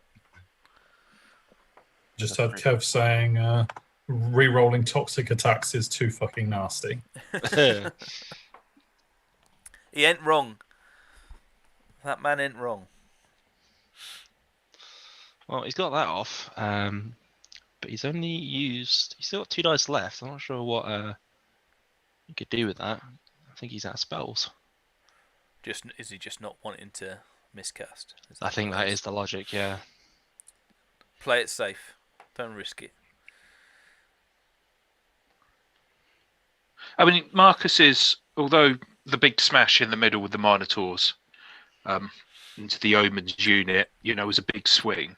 Marcus has given himself options now by pushing up, trying to deal with the little scoring units, forcing Kev to try to come back on that, because he gets, if Marcus gets the secondary, again, it's not that big win that Kev's up for. So, yeah, I mean, even if all you've got left is like 1 Lemure, but and you score the objective, you'll still only lose that game 14-6. So yeah, it's that big. And I guess with the Masters as it is, if you can get many points as you can, then that's what you want to be going for. I mean, the thing that, as Craig says, is that these guys do want to be going for that big win. So I guess at this point, who has the better chance of getting that big win? Is it Kev?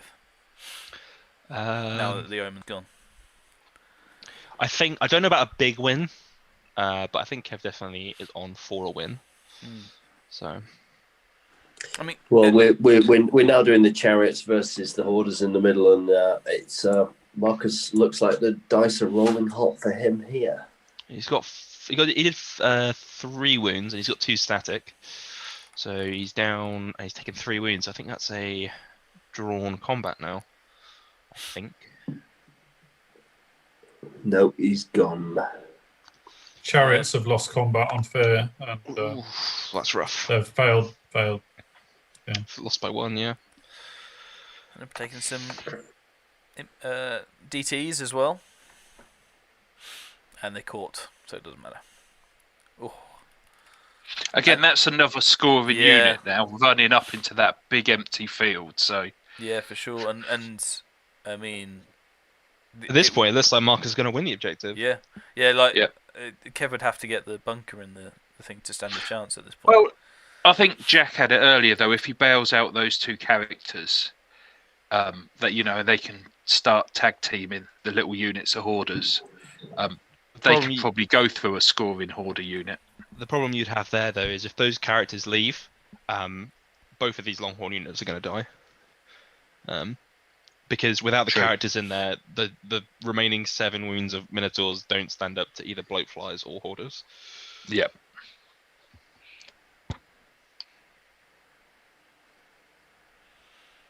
Ooh. What's the 666? I think that was... failed Primal Fury on the border combat on the left. Yeah. Ooh, that's big. The fastest fear test. Yeah, I think it must be the 4, right? Yes, he did. He passed his fear test. Yeah, he possibly wishing he did it the other way around. I don't know. Yeah, absolutely. It's 6 wounds there. Yeah, 6 rip. wounds. Yeah. Rip. Ouch. My goodness. I've got a funny feeling this is swinging back the other way here. Yeah, I mean, I think that Kev has got so many points. Oh, this is the one at the bottom. My mistake. Okay. I think Kevin's got enough points here that he's not just gonna. They've changed combat. Apparently, there's a bit of confusion, and this is the Hoarder against the Chariot. Right. Kev thought Okay. they were doing the one at the bottom, as did I. Right. But now they've just removed the raiding chariot at the Bloat top. flies. That's what. That's Oh, the combat oh, I this thought they one. were doing. Yeah. Hoarders. Sure. We all got it wrong. Alright, so many combats. And that's... I imagine they've gone back to this one now, right? Yeah, I think the chariot would have some attacks on the Hoarders at the same time. Oh, he's decided he wants to reform. Interesting. I'll go for the chariot. If he... Or potentially is that putting him closer to the bunker? I suppose it's not really. It's probably just to put some pressure on that chariot, isn't it? And I think that's another pass sphere failed primal, I believe. It's Looks exactly like that, yeah. Exactly the same result for the Fear and Primal. Ouch. Oh, yikes. Oh dear. Not a sausage. Oh. Steadfast. That is 4 wounds in return, I believe. There's 4, aren't they? He's got -1 toughness on Oh them. yeah, sure. Yeah. And -1 leadership. And they're gone. They've got to be gone. Stomps. Passes the save though. but it's inevitable, isn't it? Yeah. Whether it's this round or I suppose the difference is the Wild Horn might be able to dig them out. Are they back on the table, the Wild Horn, or are they still? They will be at the start of next turn. Yeah. So I mean that Longhorn unit is gone. Whether it's this round or next, it doesn't. Yeah, really they have matter. passed their steadfastest, but they will not do another one of those. I should not think. Yeah. 'Cause It just Marcus Roll means- quite bad with his hits there, but Could the If anything, BSB it's- go in and save them? Yeah, I'm just looking at that. I think the BSB. Is it worth doing that at this point for Kev because he's got to make sure he's got some scoring? But you're at I- risk if Yeah. you don't. You know, I don't think Yeah, that's a good idea. you just end up losing on Vez as he wipes out the Longhorn and getting Yeah. run down. Because he'll do 9 attacks plus 6 grinds and 2 stomps on his Longhorn. Yeah. So he could just get 7 combat res and break the BSB off of that alone. So Yeah, Yeah, because he- the Whispers of the Veil will still be up, won't it? So yeah, well.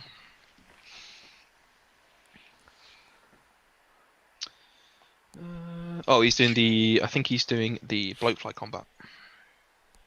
Yeah, there we go. So unless Kev can bring something back, this is looking like a small win to Kev. But actually, These combats, these you know, combats in his Marcus turn have could. gone very well for him. Yeah, Marcus could just start nibbling away and get Yeah. the secondary and, you know, conceivably 9-10 points to get the small win. Is there any way that Kev can triple chaff the Lemure unit and therefore preventing it from getting to be a scoring unit and therefore potentially drawing the secondary and therefore winning on points? Well, there's 3 turns. It's a- Yeah. He's got gargoyles. He's got gargoyles Yeah. 1. If the gargoyles rally 2 and then one of the chariots maybe? So what he's gonna want to put the Razor Tusk in front of him if he does that now, because the Razor Tusk Yeah. isn't gonna last, is it, with 1 turn left, and it's got Hoarders on its bum. But I'm not sure it's got enough movement, has it? What's the Razor Tusk movement? 7. I'm not sure it can And also- actually chaff them. You know, if Kev's throwing everything in front of them, Marcus has still got 2 units of orders just to walk into the deployment zone. Yeah, but that's what I'm Is- saying. So he'll get 2 definitely. He can get the blow flies across as well. I can't see how Kev can get secondary now. Very difficult. and all these little units are going to be adding up. Yeah, So it's I mean, it's like I said before, you have to wait and see how these combats go in his next turn, and Are blowfly scoring being No. they are not. No. Right. Okay. No. In that case, he's Hoarders back in are. the game. Yeah. So he's definitely going to get both the Hoarders in if he chooses to do that. It's a question of whether or not Kev can stop the big block, isn't it? The Lemieux block. Yeah, I mean, if Marcus is able to kill these Minotaurs, because the thing is, if the Minotaur's going to kill these blowflies, it makes sure the Minotaurs are safe, but it kind of sort of eliminates the likelihood of him getting these 2 Hoarders at the top. Yeah. But if he doesn't charge here, he's probably going to lose the Minotaurs, but he would likely kill both of the Hoarders. So it's a bit of a catch-22, really. So do we think Kev will just try to punch his way out of it and go into that? I think He'll do the blowflies. Yeah. I think the better option, and more difficult option, is to go for the Hoarders with the characters. But it is, it's going to be it's more difficult to actually do, like to actually play it out, and I think it relies a little bit more on dice. Yeah. I think at this minute, I imagine what's going through Kev's head right now is a lot of difficult decisions. Yeah. Someone recently said to me, and I quite like this saying, it's like he's been given a selection of 12 dildos and been told he has to fit a combination of 8 of them in his ass. There you go. Kev's basically just said that he's psyching himself out, hence the delay, and there wasn't actually any chat between them. It was a bit of silence while Kev made his decision, but now the minor charge has been made. So I really wanted you to come in and say, his 8 dildos then. Yeah, exactly. I really wanted you to come in and say, well, funny enough, you should say that. That's exactly the words Kev. So, would have been fantastic. Unfortunately not, I'm afraid. No. So no dildo talk on the ground. Not this time, maybe later. Fair play. Well, keep us updated on the dildo Always. talk. So yep, he's gone in. Moving swiftly on. Oh, there's Godbold. Why is Godbold on? He's watching the game. Why isn't he on the chat? Yeah, right. Tell me about it. Yeah. We've seen you. Not salty at all, later. We've seen you. Yeah, don't worry. And he's watching it on UB, so he's not even watching it on YouTube. Yeah, right. Come on. Unlike the 34 other people, thank you very much for tuning in. We very much appreciate it. Thanks for all your comments. Rob from RH World Building. Big on the Essence of War stuff, if anybody's come across that. Says, I can follow fairly well, thank you very much, good. And he was joining late. And also bringing the Fantasy Wargaming Podcast star power, Tony. Being far too polite, star power. Yeah, so I mean... Fantasy Wargaming Podcast brought to you by Cronenberg. Yeah, is that what we're on tonight? I'm on the Peroni tonight. I think that Kev has made a mistake sending this chariot in. Yeah, I do too. This is a massive gamble, because if he takes 1 wound, then he's just going to break. And this unit has 6 static res. So Do you not think that's because the Hoarders were going to pin it down anyway? He couldn't get out of arc. I might as well get some impact hits out of it. Well, he could have moved sort of to the left, not chaffing the Lemieux, but in front of them. And then if the Hoarders came into his rear, he could flee, and then that would likely chaff the Lemieux, and he could charge them, and he would slow them down. But I think because the problem he's going to have here is it's going to give him a reform if he breaks, and then that's going to give Marcus a free charge either into the raiding chariot if he wants it, potentially even into the wild horns. I don't think he would go for that, because that's going to put him closer to the Minotaurs, and he wants no part of them. Yeah, what he doesn't need to be doing here is giving that block extra distance on charge moves. Yeah. I'm not sure. If this Razor Tusk whiffs its impact hits, then it's done. If he rolls like a 1 or 2, he's forced to wound with pretty much everything, and it's just gonna break and run. So yeah, it's not ideal for him. Because he can just turn and get a charge on that raiding chariot. I mean, he'll go for the score. Well, yes, sure. Or yeah, he could also give him a slightly closer charge on the wild horns. Like he could probably get an extra inch out of them. I mean, the Marcus is a bit tied up with that building, though, isn't he? In terms of about the angles he can play with. Yeah, he doesn't changing need, his formation. Yeah, he doesn't need to rotate too much. Here's another. I think Kev's making another mistake here. He's shoving the block forward so he can get the shaman into the woods for the extra one cast. But in so doing, I think you're absolutely right. All that's going to happen here is he's going to pop the razor tusk and then slap straight into the. There is a good chance that, because I imagine he's probably going to go for a Awaken the Beast on the chariot. Is what I think he's going to go for. Which would improve the chances of that chariot not just bouncing. But the Lemures don't have a very good chance of killing it. To be fair, it's 3 strength 3 attacks on 4s, a wound on 6s. It's probably not going to happen. But they've got 5 static. Well, yeah. I mean, he's shoring up his things. I mean, so there's his gargoyles there. Yeah, right? but is that, if he does that, is that not giving it, like, Marcus will have a chance to get around that chaff, though, won't he? Yeah, see, if he moves up here, that's the issue. He's using them as insurance if the razor tusk breaks. But if the razor tusk does break, then he's just going to take a panic test on them on leadership 7 or 6, whatever it is. And, I mean, Marcus can just position his unit so that he goes straight past them anyway. Yeah.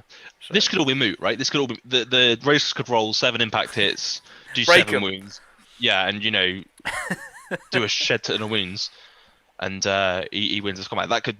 That's probably the more likely outcome, is that he wins this combat. It's just he's taking a notable risk with 1 wound than left, doing it with 1 wound left. Yeah, but I guess this is the one of his 8 dildos, I guess. Yeah, he's going for the big one first. Here's an interesting idea, right? And okay, just very quickly, could he have put the gargoyles into the side of that block as well? If he can see it, then yeah, he absolutely could have I think he could before he moved the chariot. Yeah, he absolutely could have done. Problem is, I think at that point you're just risking more combat res. They got 2 strength 4 attacks each, right? There'd be 4s there. They'd be in general range. They could have a reroll, but yeah, they're probably not going to do more than 6 wounds if they go in, though, are they? So, like, all the lemurs are attacking. Yeah, I mean, this Razor Chariot has to do 4 wounds to draw the combat. And not take anything. Yeah, 4 wounds more than... And obviously not die. Take anything. Yeah, not die, Which, to be fair, it's not very likely that he's going to die. But, yeah. Kev's gambling pretty heavy on this chariot here. Hey, that's what we like. We do like Kev. He always goes long. He's got a 9/6 with 1 in the bank phase. There comes Blackwing because he doesn't ever leave home without it. Yes, right. Hi, Gobbo, who's on the chat as well. Thank you for joining in, my man. Got lots of commissions coming our way on the channel as well, so check them out. Not a great roll. 1, 2, 4. I don't know what's that going for. Oh, it's this one. So that is going for. It's a 9, isn't it? Awaken the Beast for strength on the chariot. Yep.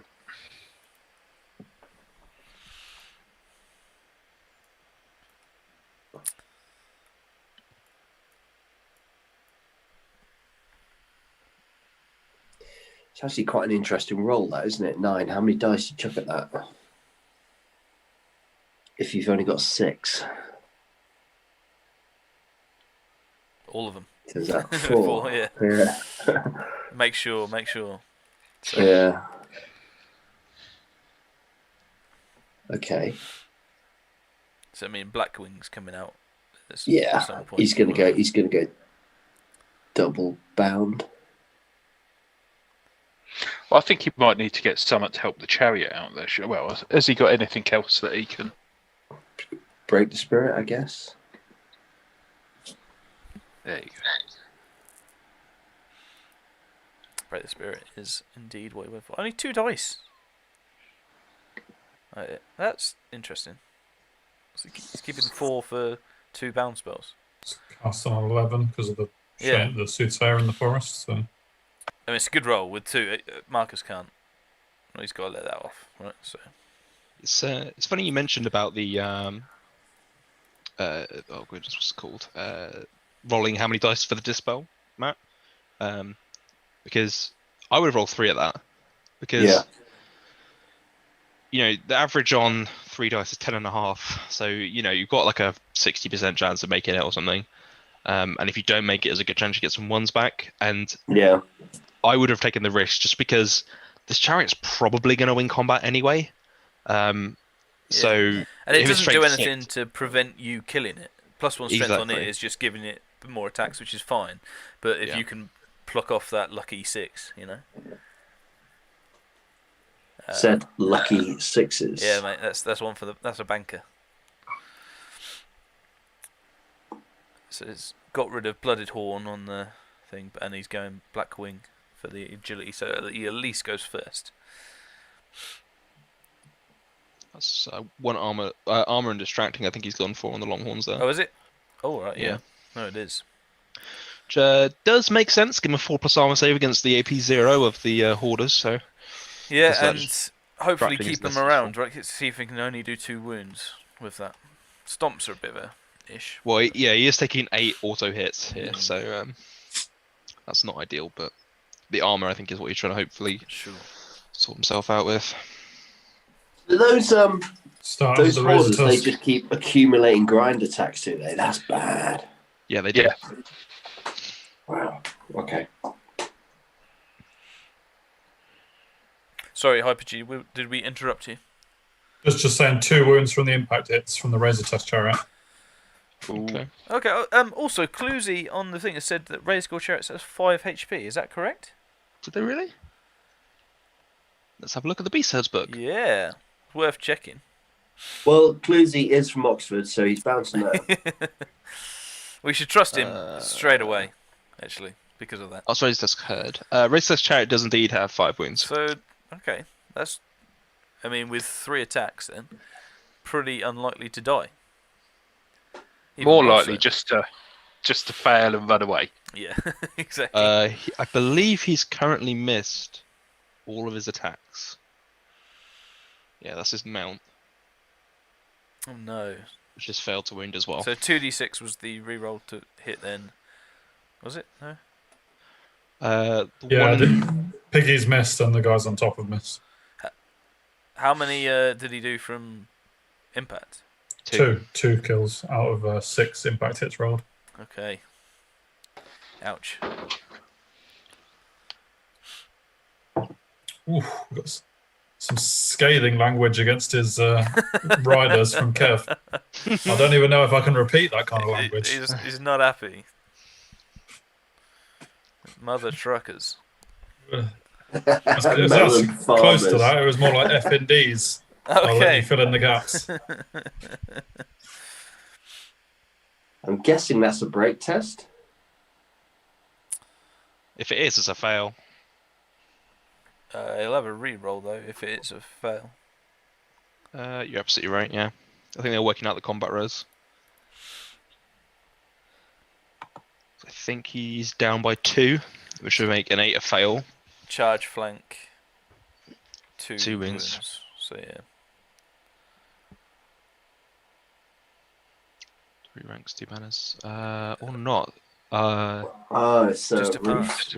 3 ranks, 2 banners. Oh, it's 5, yes. So he's down by 1, so he needed a 7 to pass, which he did get. Maths is hard. Well, at least he's kept him there, which is what he was playing for, so that they don't go into the thing. I guess he just wants them to. I mean, the Razor Tusk. Oh, that's interesting. I'm not sure he's able to do that, is he? Because he had 3. No, I'm not sure that's illegal. he can make the unit wider and make it legal. Okay, here we go. Right. So wait for him to finish the reform first. Interesting idea. Yeah, see, there you go. Yeah, and that's obviously pulling the block in the front. Nice. Yeah, they had the discussion about he can do that by making them wider. Yeah. All he's got to do here is make, I see something, yeah. I mean, he doesn't even have to move down. He will want to because he'll want to get the Hope Harvester in. But I don't think he even has to do that, does he?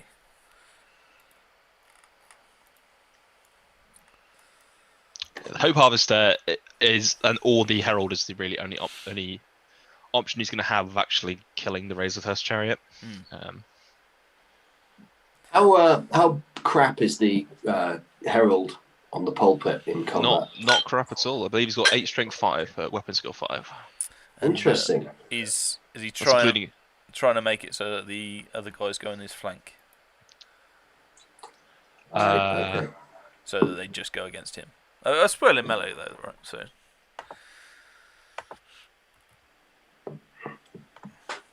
We're on to minor combat now. I think he's going to kill the Razor Tusk in that and then reform and then take something else. But it should be fun to see how Marcus gets on with his toxic attacks here. yeah. I mean, as well, the champion could get down here. The champion got 4 wounds. No, he's got 3. Okay.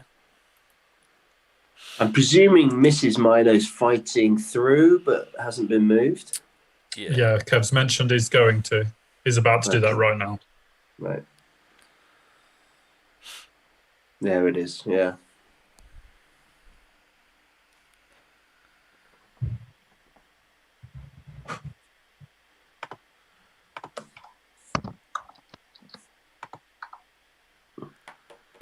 The blowfly's just issued a duel.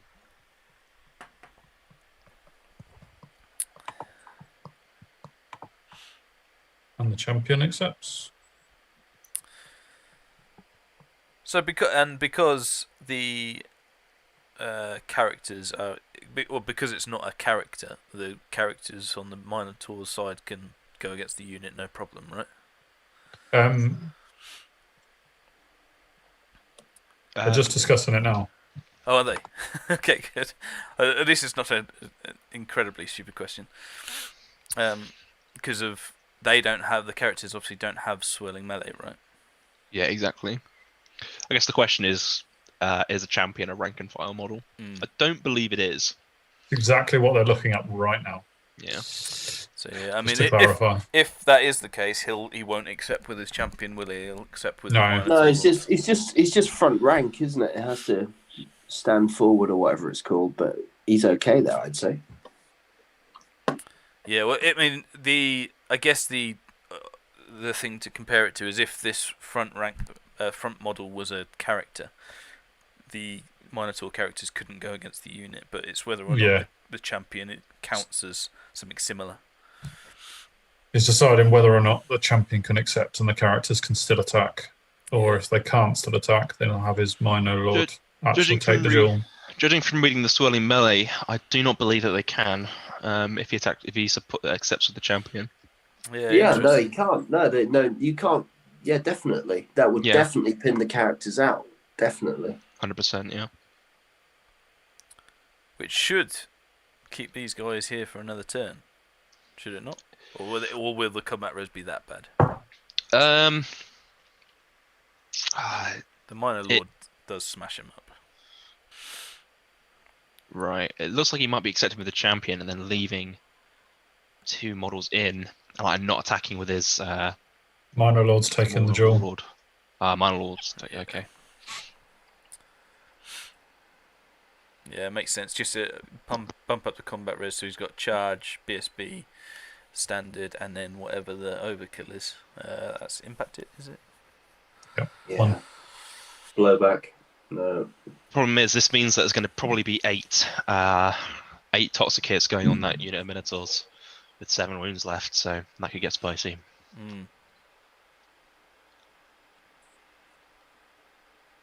Yeah, because obviously the Minotaurs themselves can go against the unit. He's just pumping out those toxic hits, isn't he? One on the unit.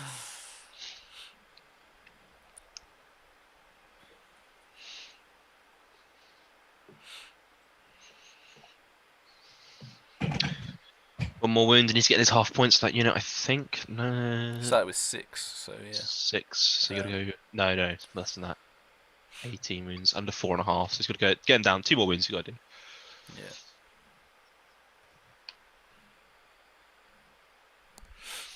I'll be the Lord. My Lord. Oh, only 7 hits. Oh, 6 attacks. What a joker. Oh, he's rerolled. Yeah, 7 regens. It's gonna be Yeah, 5 Yeah. wounds. Yeah, it's maxed out. Good kill and 5s. Do 5s work? I think 5s work. It's No? res 5 for Minotaur Warlord, isn't it? Yeah. It's a shame. Nout. So that's That's them popped, right? It's 0 for 10 on those. Used it early. on Used it those too early. saves. He went big. Yeah, I mean, you've still got some guys left, so the Minotaurs have got a swing, and yeah, 6 wounds left in that unit, and 7 wounds worth of guys. So that is less than ideal. Kind of hoping that he doesn't hit here, probably. 4 wounds. See, they're going to get to attack now. Probably kill off the unit. There's a good chance. There's 3 more wounds. 1 more There's on another them. one. Yeah. Yeah, toxic, man. Oh. So he won't kill the unit, but well, yeah, no, he won't kill the unit, but he's probably going to get half points for it. Yeah, there you go. There's 2 wounds. Ouch. I'm gonna bet that Minotaur unit does not cost less Same than as the 600. blowflies, yeah. Yeah, it's probably cost 600 points, right? Yeah. Oh, gotta be. So the characters are left babysitting that one Minotaur now, then, is it? To stop the other unit of flies coming for and the taking moment, away yeah. the scoring? Yeah.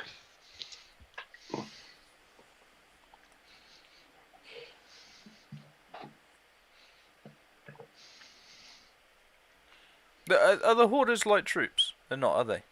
No, hoarders are not, no. Yeah, so do they, in the list, do they have a musician or? No. Okay. Don't believe so. Because he runs them 1 wide, they can, get a full 90-degree turn off, Yeah. like an inch and a half of movement, if that. Yeah. So.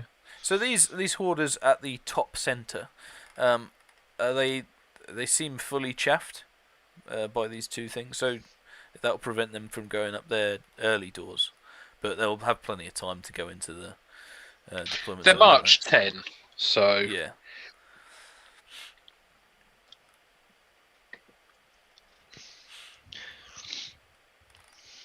yeah, that 1 March move to get them Yeah, touching the scoring.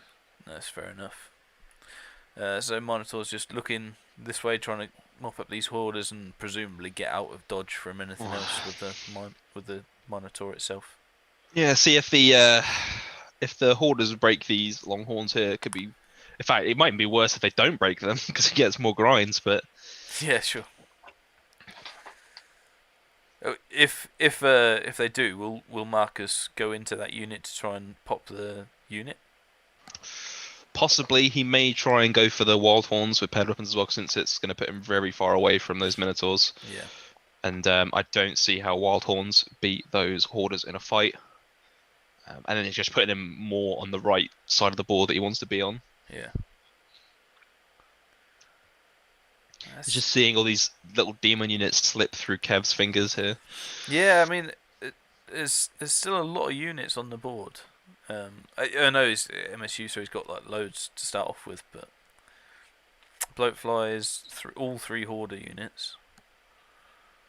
Yeah, I guess it just comes down to whether or not Kev has enough actual damage output to do anything to those Lemurs, or is he just moving up with the bunker unit is an odd one.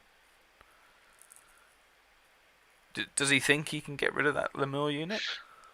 Well, I mean, how much of an option has he got? Because Kev's got the, Marcus got the Hope Harvester. He was walking up that flank. If he doesn't go at it and attack it, go at the Lemurs, is another the failed Primal Fury. Just going to shoot him off. Yeah. So this is with the Longhorns, right? Hubshy? Yeah, that was 0 wounds. They've failed their Primal Fury on a reroll. That's why Kev reorganised his Minotaurs to get the reroll. Failed it and they've done nothing. Oh, goodness me. I think that's 2 hits with distracting. But then he's got another 9, 10, 11 hits to add on to that. Yeah. Ooh. Wow. Bad wounding on the only 3. orders. And One decent wound. armor save. Yeah, that's pretty crazy. Wow. Can he pass hell. it'll be I said it before, I'll say it again. Pillow fight. Pillows. Oh, don't worry, Eight, Kev. leadership 6 with the reroll. Yeah, he makes it again. That was Steadfast, yeah. very lucky. Yeah, Nice. Nice. very lucky. So that puts the Minotaurs very much looking at them. Got a question coming in from the unofficial chat, which is my phone. Do the Lemurs not need to take a bunch of DTs for the reform with Break the Spirit on them? I don't believe so. I don't believe you have to take a reform for DTs for reforms. As far No, as it's any terrain other than open terrain. yeah, That's but your answer. reforms don't trigger dangerous terrain. That's what I meant. Because it's not a march. March or flee. Or Yeah, it's march, charge, fail charge, flee, pursue, or overrun. Yeah. It would be interesting if they were reforming through a terrain piece or something. Still doesn't matter because you're not marching, It's it's not. Good point, charging, yeah. or fleeing. Yeah. Yeah. You know, you could just advance up with Break the Spirit on and not trigger the tests. Mr. Ninth Age himself, Ed Murdoch, has joined the UB reviewing. We're up to 15 now viewers there. yeah, we're up to 35 in the chat as well. So again, thanks to everyone, whether you're on UB, whether you're on if you're on UB, get off UB and come on the live stream, please. I'm sure there's people doing both, right? Yeah. Or listen to our commentation while looking at the board themselves. I'm sure. Yeah, right. And if you're doing both, well done. Multitasking, fantastic. Yeah, I don't know where I'm going with that, to be honest. Someone else could talk, that'd be great. Well, that was the what was that? It's like those longhorns have just gone off the board. Yeah, from the Did Kev charge from the forget to do blowflies. the... Oh, Right, yes. of course, Yeah. of course. We're into Marcus 4 now. Yeah.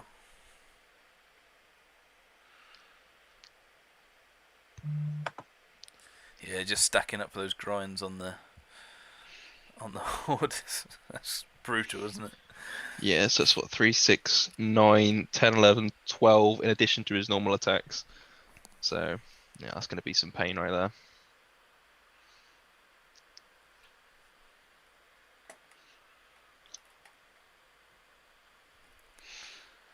So durable these demon units. Yeah, even the small ones. I mean, they haven't taken on anything massive though, but I suppose you don't need to, right? I mean, with the exception of those 2 bloatflies, everything on the board is toughness 5 and parry. So. Yeah. Oh well, no, sorry, not parry for the hoarders anymore. But they're just defensive 5. But Yeah, right. UP. so weak.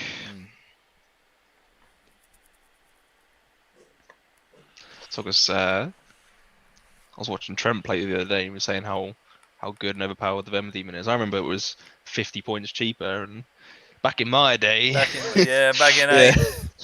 No, by early 9th even.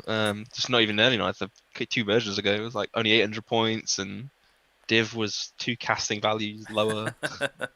Good times, good times. Yeah, that's it. It's all gone down for it. So from there. Maybe speaking of Trent and other people, should we have a quick look at round 1 and 2 and 3 actually? While we've got some movements going on. Round 1 was all a bit cagey for everyone. A lot of 7-13s, 14-6s, and all that jazz. A 10-10, so the biggest one was Craig with the 20-0 against Rory. So bigger start for Craig, defending his title. Any other things from round 1 you guys want to chat about? Obviously, we had our live I stream. think the really interesting game there was Kev versus Tanker, wasn't it? With the 10-10 and all that swing at the end. I thought that was really interesting game to watch. For people that missed that, obviously Tanker was doing pretty well to start off with, and it looked a bit bleak for Kevin. His Minos. His Mino Lord went down, didn't he? In that game. He did. Yeah, pretty early doors. Yeah. Charged the front of a unit of aspirants with no buffs on them, I think, and just completely bounced. Oh no, he didn't. He had. They did have some buffs on them, I think, but yeah, he completely bounced and got run down. So yeah, and so he actually did pretty well for that. Round 2 saw a few extra higher wins and stuff, but nothing over. It was more like 16-4s, 16-4s, 15-5s. So obviously Trent getting off to a good one with 16-4. Jeff in round 2 really started making a claim for himself with a 16-4 over Hughes Ogres. Tanker again coming up with a 17-3, the biggest one of the round, with his KOE and all intents and purposes, a non-tanker list. He's actually done pretty well, right? Yeah, he's doing pretty good. Well, I mean, there's no denying. I mean, the guy's a class act. I mean, he could pick up a box full of random models and still beat most of us. But it's yeah. Is he optimized? Not sure he is, but it was. And at some point, it's got to face those vermin as well, and that's not a great matchup for him, is it? Unless he can get. Well, even if he gets in there, those blocks are big enough. A lot of them that they'll. The vat at arms will stick. Yeah. Unless, of course, he plays them when he's using the rats, of course. That's not entirely... I think so far, we'll get into it in a second, I think so far he's missed out by 1 point. Because I think it's Craig versus Trent. There are a lot of games today, though, so I'm not sure. For the record, when I was playing Vermin Swarm, KOE was a pretty nasty matchup, but that's when the really super ultra killy KOE Duke was in the game. So Tank has a slightly nerfed version of him, but it's still a spicy matchup. Just because you got toxic attacks doesn't make it an auto win, unfortunately. Well, and divination magic, isn't perfect against armor. Yeah, it's not a great. Yeah, so still 2 big units of Giselles might cause some pain. Yeah. And before we get on to round 3 and talking about this round, obviously, what's happening in Magic? We've got some stuff going on. It looks like Marcus has 2-diced Spectral Blades on the Hope Harvester unit, which was dispelled with 3 dice by Kev, and then he's thrown 3 dice at Wizards of the Veil, which is what he said. Again, the number 1 Magic card for when you've only got 1 wizard is actually the best one, because that's only got 4 to spell, so you're guaranteed. Oh, I think Kev's this is rolling up a bag of shit here. Yeah. Tell you what, those rolls for Kev. Those rolls make my Dread Prince look good. The amount of ones there, Jesus Christ. 7 rolls, 7 ones in 11 isn't great. It's not going to win your battles. It did bring down a hoarder though, which is pretty solid. Even with that, fair play. Important as well, really. Yeah, hopefully Marcus can do more than 2 wins this time around. He's got 1 hit so far. He's gonna be adding 6, 7, 8 onto here, I believe. So they're all padded up. That's there. right. So that is 7 wounds. Oh, 7. Strength 4, yeah. And 6 wounds. Dead. Yeah. And we got some dead Longhorns. Which is actually not ideal for Marcus. What he wanted there was for one of those Longhorns to be left alive so he could chase them off the board. But that unfortunately has not worked out. Or has it because of the +1 armor? No? No, they're definitely dead. 1, 2, 3, 4, 5. Oh, yeah, sure. 5. No, you're right. There should be 1 left. Yeah, there is 1 left. There should be 1 left, yeah. Kev's just accidentally deleted it. Okay, yeah. They're just going to do the break test and then decide if he needs to Hoarders bring are back or not. AP 0, right? And because of the +1 armor, 4 ups actually do it. So with that roll... I just can't count to 5. It's fine. No, up to 5's fine. It's afterwards you're struggling. Yeah, I run out of fingers. I run out of fingers on my hand. So. Yeah. 5 but inches this is stomp, chase, right? No, that's a 5-inch chase off the board. Oh, nice. So exactly what's happened is what you wanted. The Minotaur's left with nothing really to do. Same with the Wildhorns there as well. No, the Warhorns really can't afford to just move up and get charged by them either later on. Oh yeah, absolutely. I think it's quite unlikely that they would get the chance. Yeah. But yeah. It's the This is Marcus 4, isn't it? yes, that's right. So we've got 2 turns. This bottom of the 4th, so we've got 2 turns left after That's this. the old Herald making way there. Get some attacks in. Yeah. Brutal. Can he make way to displace? Yeah, I suppose nothing to say. So. I guess so. Make way in the front rank, you just can't just displace units to a wider basis. I think that's his hero. Oh, that's his. Yeah, that'll be his Hope Harvester. Dead.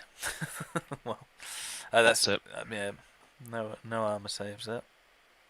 It did pin him though, didn't it? And that was obviously the intention. So. Well, the question is now, what does he do? Because he can't send those Last Altar Shields into the front line unit. Like, you can send the Raiding Chariot into the side at the same time, but is it just going to be the same story? Chaff, yeah, I think he'll go for it. I think he'll. You say he can't. I think he can. Those gargoyles might be in combat with the hoarders on this turn, though. We might get an overrun into them. True. This one going in, they only need 8 by the looks of it. Oh.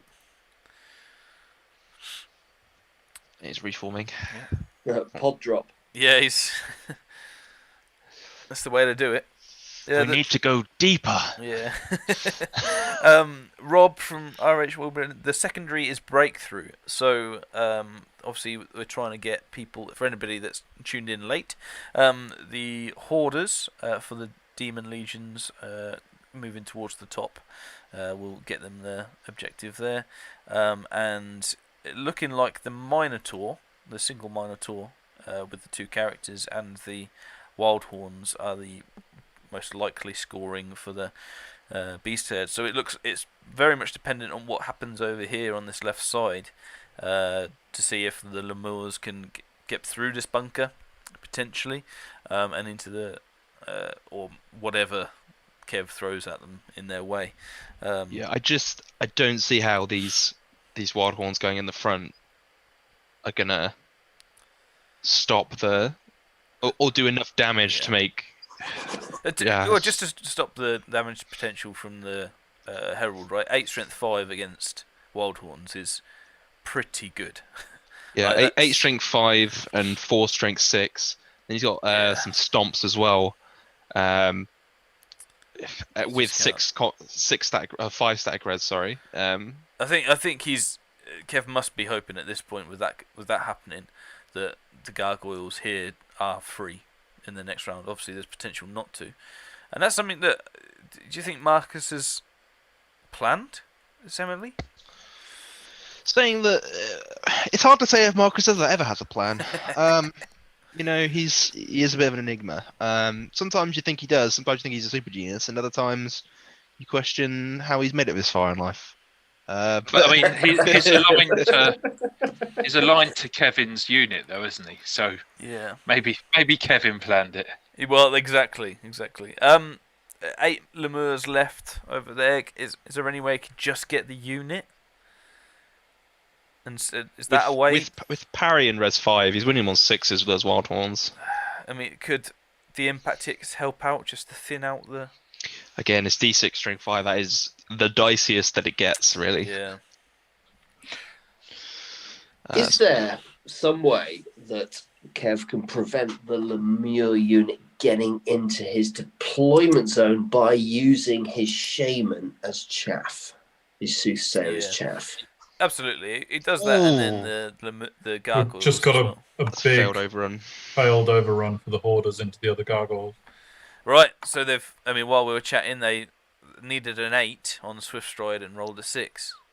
Obviously clearing up the 2 gargoyles pretty easily. But yeah, so and with these going this way with no musician, they've got 2 turns left, so they might not get into the deployment zone. I think they will. How far away are they? So they've only got to get 12 in, right? So yeah, they're only about 14 inches away. They should. So if these gargoyles are used to chaff, then in that case we're most likely looking at a drawn scenario. And that's probably the best thing for Kev to do at this point, isn't it? To keep those 3 points, because it's really difficult for him to win it. It's better off keeping those gargoyles back and keeping that unit Hoarders out. No charges declared. Yeah, sounds So, about right. Yeah, bit of chaff. Any chance he'll put one of the characters over here to? I mean, he's not doing that now to mop up the He'll hoarders. probably break one out, won't he? So that he's got the option of just sending the 2 characters into the hoarders if the flies aren't about to leave the 1 Minotaur. Yeah, passed the March test, so that's all he really needed there. Yeah, so it's looking like he's getting the gargoyles over here somewhat. Yeah, he shouldn't have any issues getting them over there. But it is, yeah. I mean, I'm surprised. I still think the blocking off that unit of hoarders might have been a better. But because as Mate says, how much is the soothsayer? Do we think? I don't know whether there'll be points here now. Wizard Master with some items, I'd expect around 350, 400. I would suppose say, yeah, between 400 and 450. Well, he's not worth 2,000 points, is he? So, which is what the secondary's worth. So Yeah, sure. So that could well be a play, but although he could equally. So what's he doing here? So on turn 5, turn 6, hoping he's steadfast. Because if he puts them right up, To get the chariot in the side in his turn, maybe. So that I think Marcus kills the gargoyles in Marcus's turn, overruns into the block, chariot goes in the side. yeah, I think the problem he's got Magic here phase. is he's trying to figure out a way to redirect the gargoyles because his units are so close together. He's trying to use the gargoyles to redirect because if he doesn't go all the way over to the Dark Herald can charge out into that unit of Wild Horns. Yep. And if he does do that, but that then doesn't block do that much and- for getting the lemurs into the scoring. yeah, that's okay. I think he's okay. That's why I think he wants to use Soothsayer, because that's going to block the unit as opposed to the characters, whereas the gargoyles give him the overrun. But even if he does charge out, I mean, he's got the champion for 1 round, and if he gets a spell off, then he's got his shaman with shamanic Okay, here magic, comes- who's only being wounded on 5s. Yeah, I don't get that move with the gargoyles at all. What's he doing there? I think he's going to try and chaff the Hoarders when they come on the board to prevent them from charging the Wild Horns. Yep, and then get the characters into that. Well, that's the other thing. So he's breaking the characters out to go Right, against the to go- lemurs to presumably more than anything. Obviously, he wants to get the unit and all the things in there, but make sure the lemurs die. And he's using the Wild Horns as chaff essentially here. So surely he's got to bin the Soothsayer out now.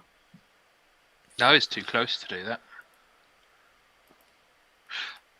Well, But I mean, we'll he's just got get him other out of the options, unit. hasn't he? Yeah, He's got a Drop magic him phase, out, so Prop him out. you get him out of the unit so that he's not attached to that unit. Although, yeah, stick him in the woods. yeah, And if the Hoarders go hunt him, they're not scoring the secondary. Exactly. And the other option is, though, if he gets a spell off, he challenges and is only being wounded on 5s. That is also true. So he tries to tank a character. yeah. There's a champion in that unit of Lemures though, so Well, that protects him as much, doesn't it? I suppose. yeah. I think he wouldn't even hit the character. Yeah, just combat Anyway, res guys. he wants combat res. Yeah, I mean, if Marcus goes in there, I mean, spells obviously might be an issue, but does he not just go through that and overrun and not worry, because that's going to leave a really long charge for these Minotaur I would have characters. presumed that yes, he would go through that unit. There may be some shamanism shenanigans going on, but yeah, I'm not sure. Yeah, this is the Minotaur just getting into the deployment, making sure that he's safe as well from these. He's in what's known as the pocket. The pocket.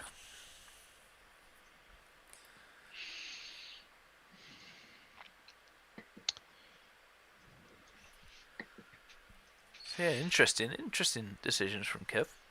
There's a good chance this gargoyles could have to do a leadership 7 no reroll test if those minotaurs charge away from them. In which case, that could be the loss of the wild horns potentially. But In what regard? Sorry. So if the hoarders come on, Yeah. they can force a march test on the gargoyles, and if that would happen after the Minotaur Wall or the Minotaur BSB have potentially charged. Yeah. But will the gargoyles not be able to? I mean, movement 9. They don't need to march, do they? I suppose not. Depends how he wants to redirect them. That is an interesting choice on turn. That is a massive. What's he 5. doing here? Okay, so he's pulled them back out of. Can he? Well, okay. He obviously thinks he can reform and move back in. Does that prevent them from charging? I think Prevent he the hasn't hoarders seen from that the coming on hoarders first? could still both get the secondary. So I suspect he thinks the central one, unit yeah. hoarders, Yeah. can't quick reform and walk away. But as Jack mentioned, actually, it's only 2 inches to be facing up the board. Then he's got an 8-inch move, then another 10. So I think there's a bit of a surprise there. But I mean, Kev's obviously going for the big win. He's going for the wipeout, isn't he? Yeah. But he may lose the secondary from having missed that. Yeah. Hypergy, is there any chat about? As Kev asked about the hoarders being able to get into the deployment zone. There is zero chat. I've literally been listening to you guys. There's zero chat in the game. It's tense. It's tense. Lots of thinking. I like. It's good. It's good. The drink. Jesus. Yeah. Come on, Marcus. Oh, please end this lockdown. I got to stop sitting in front of the computer drinking lager on a Sunday night. Tell me about it, man. I gotta run like formal assessment programs in 11 and a half hours. I was we obviously do the Tesco shop, whatever other Tesco's are available, and we Not wrong. my missus bought some Asti, but it got substituted for Carver, and she doesn't drink it, so I found myself on the computer watching some UB drinking Carver. I've never felt so posh. It was fantastic. I mean, yeah, this lockdown is the worst. I've definitely never just been sat drinking. Well, yeah. Anyway, yeah. This lockdown's the worst. Yeah, Carl. If it weren't for this, I mean, I've got a full day of sitting in my house not doing anything tomorrow. So, man. Yeah, Jesus, Yeah. how will I cope? Yeah, with no live streams to comment on either. I know. Yeah, all right. If I subcontract out a bit of assessment programming, you're cool with that, then, mate? You could. Yeah, I'll send you my hourly rate over. I don't do it for the kids, unfortunately. I do it for the dollar.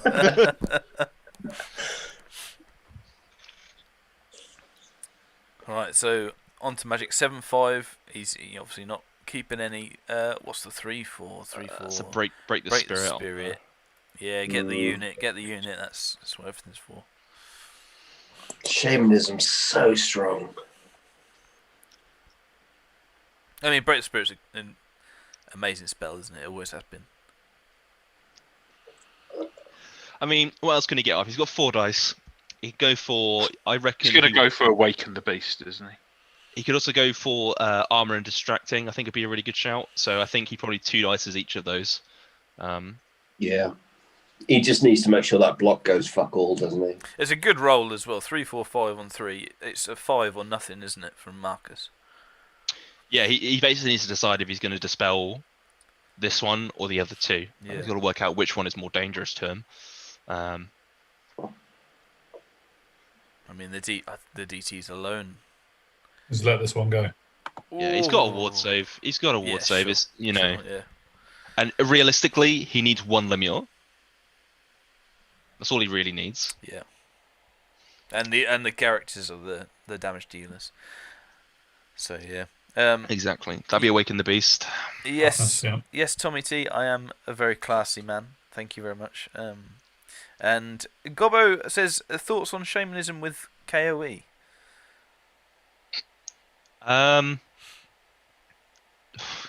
It's fine. I mean, magic is never the strong point of KOE. Yeah.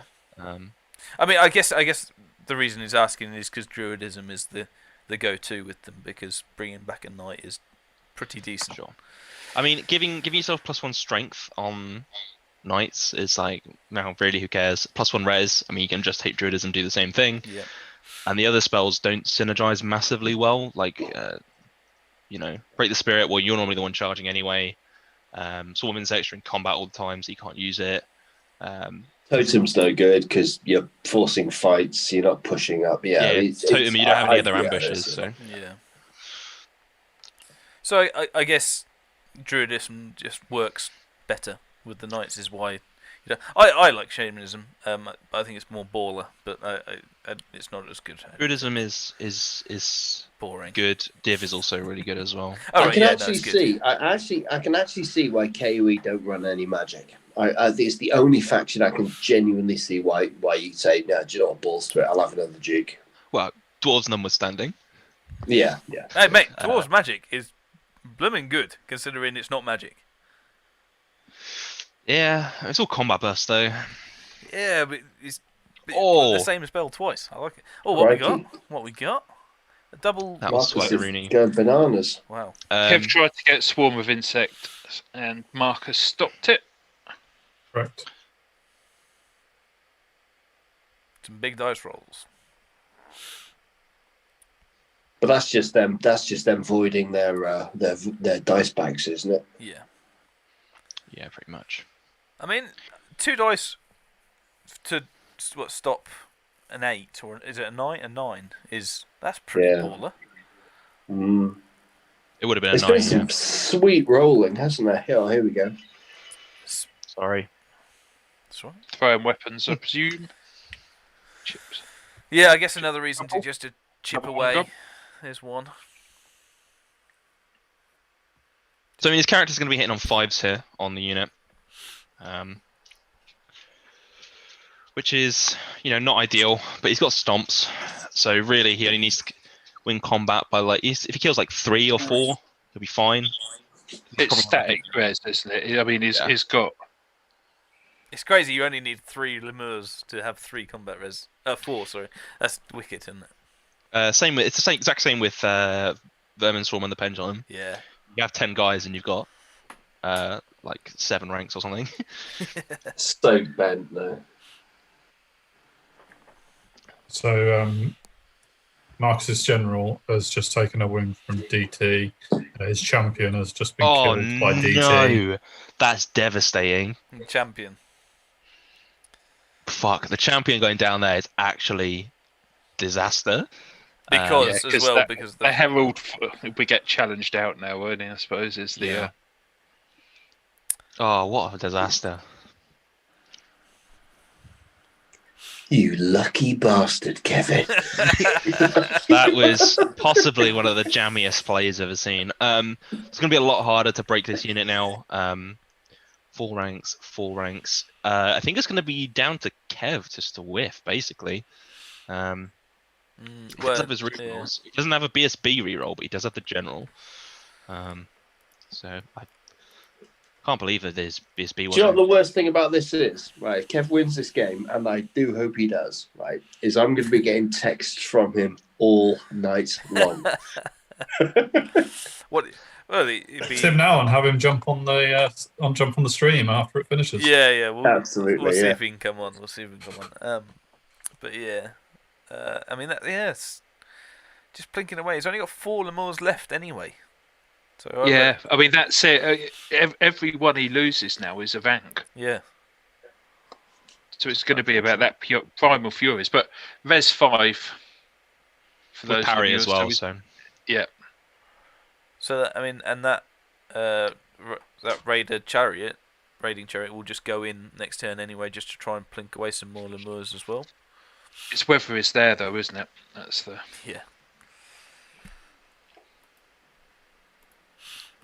Yeah, very interesting. So obviously no other combat, so we will focus on this one. losing that champion is so massive because now he can't even. Because even if he broke this combat and overran, there was a chance he could just have the Minotaur Warlord sit in a challenge if he tried to rear charge the next turn. But that really sucks. So he'll be wounding on 5s with the Soothsayer, won't he? Yeah. Oh, I mean, I don't think he'll put the. Yeah, he'll just challenge with the champion. Yeah, he doesn't need sacrifice the champion, yeah. So that next turn the Minotaur can step in. Just 1. Then he's got 4 attacks hitting on 5s, wounding on 2s with a stomp. Because with the Soothsayer with Ancestral Carving, that's actually probably decent enough to hit the Lemurs. Probably his best bet anyway, isn't it? I think if he can save 2, if he kills 2 Lemures, he's probably safe. Yeah. But again, he is testing on. It'll be leadership 8 with no reroll because he's got fear if he loses the combat.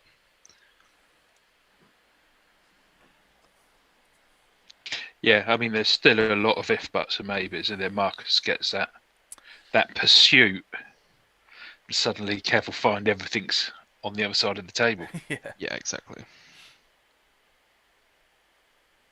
There's going to be an absolutely massive steadfast check in a minute, isn't there? Possibly, yeah. Oh. So this will be his turn 5 for Marcus, I do believe. Yep, bottom of the 5th. Just to follow up with another Cammy quote that I've had in my pocket. Tense and nervous are not the words, though they are the words. Yeah, there we go. Magic darts. Yeah. So I suppose they'll end up on the hill, and it's whether Kev can get far enough and still scoring. See, this is quite smart. He's trying to pin this Minotaur Warlord in.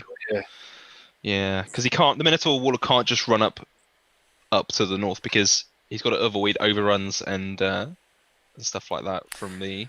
So the Minotaur being sorry, stream. What's happened there? The Minotaur being a single model now moves as a single model, right? It does, yeah. Unit. So at least it's got that into, and so Marcus is just making sure he can't march out of anything that way. He's going to move the Hoarders so that he can't go that way as well. So. Well, the Hoarders have moved there. Yeah. Sure, yeah. Yeah, but all he does is he chaffs the gargoyles to sort of north of the Hoarders and then pops the single Minotaur in the bottom right of the Hoarders out of arc. Surely he can't get out. I think he'll struggle to get out of the.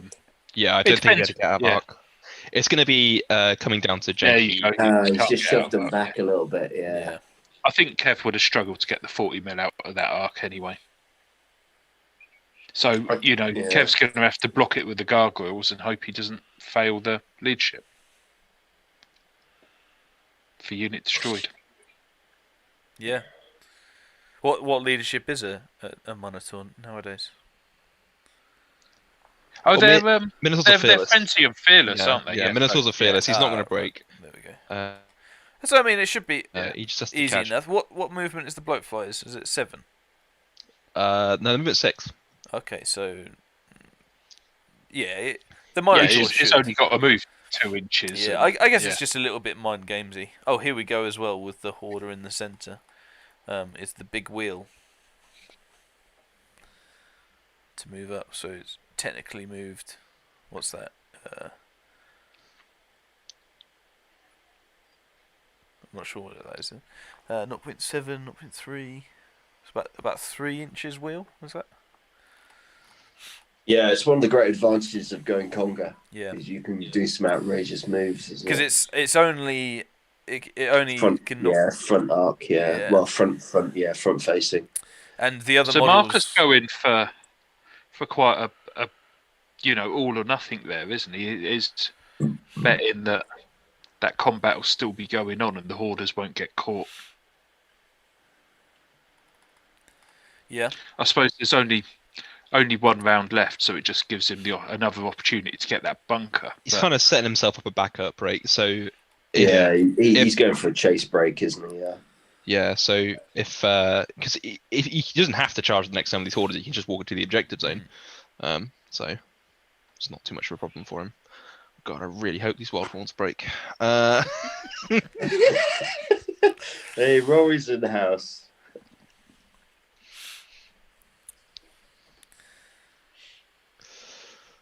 Oh, tense game. It is right to the wire as well. I'm in an hour in whether it would last 6 turns. I mean, it definitely will now. And Matty, I'm sure the missus is putting the film on hold. Well, she's halfway through the dig, apparently. Okay. Whatever that is. There we go. Is that a film or is that a TV program? Well, frankly, I don't care what it is. The dig is the thing that his wife does when he spends all day playing Ninth Age and loses. Easy. Yeah. And he's only halfway through. Blimey. Yeah. Good luck to you, Matt. She's very understanding. She's a good girl. On the chat, David Box, can the Wild Horn get back to score with one turn of move? I believe so because they have a musician. So they'll just. It might have been a bit. But they only get to move 5, so whether they'll actually. They only just need to get in, and on the left side you can see the ruler of where the 12-inch mark is. So they need to get about here for anybody watching. So they, they could probably move to the side too.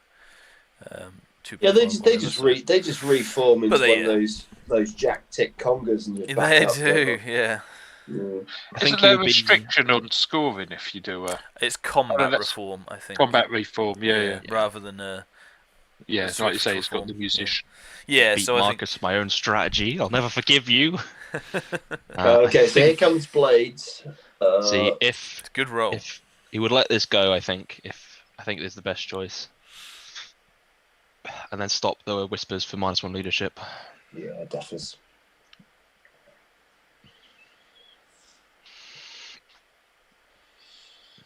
He's only got the 2 spells, right, Marcus? So he's just using 4 and 4. Yeah, exactly. Regardless.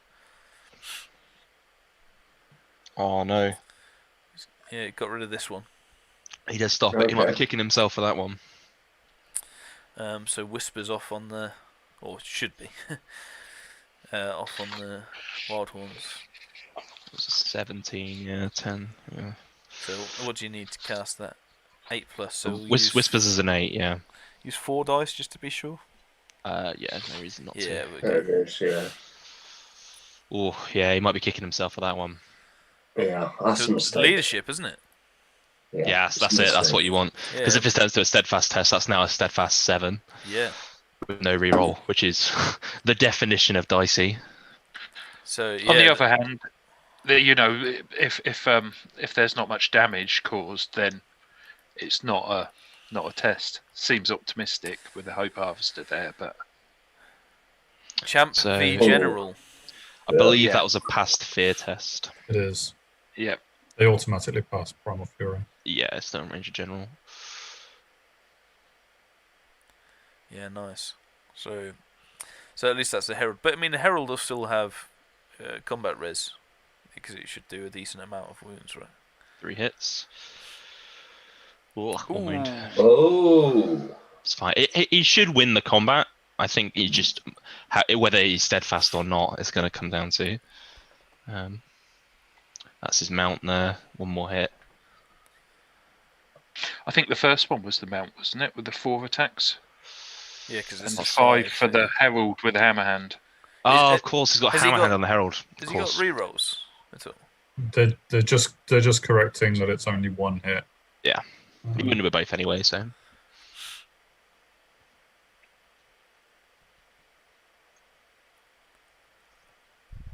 So that's the general for 2, is it? 2 Yeah, red. 2. Has Kev taken his Primal Fury yet?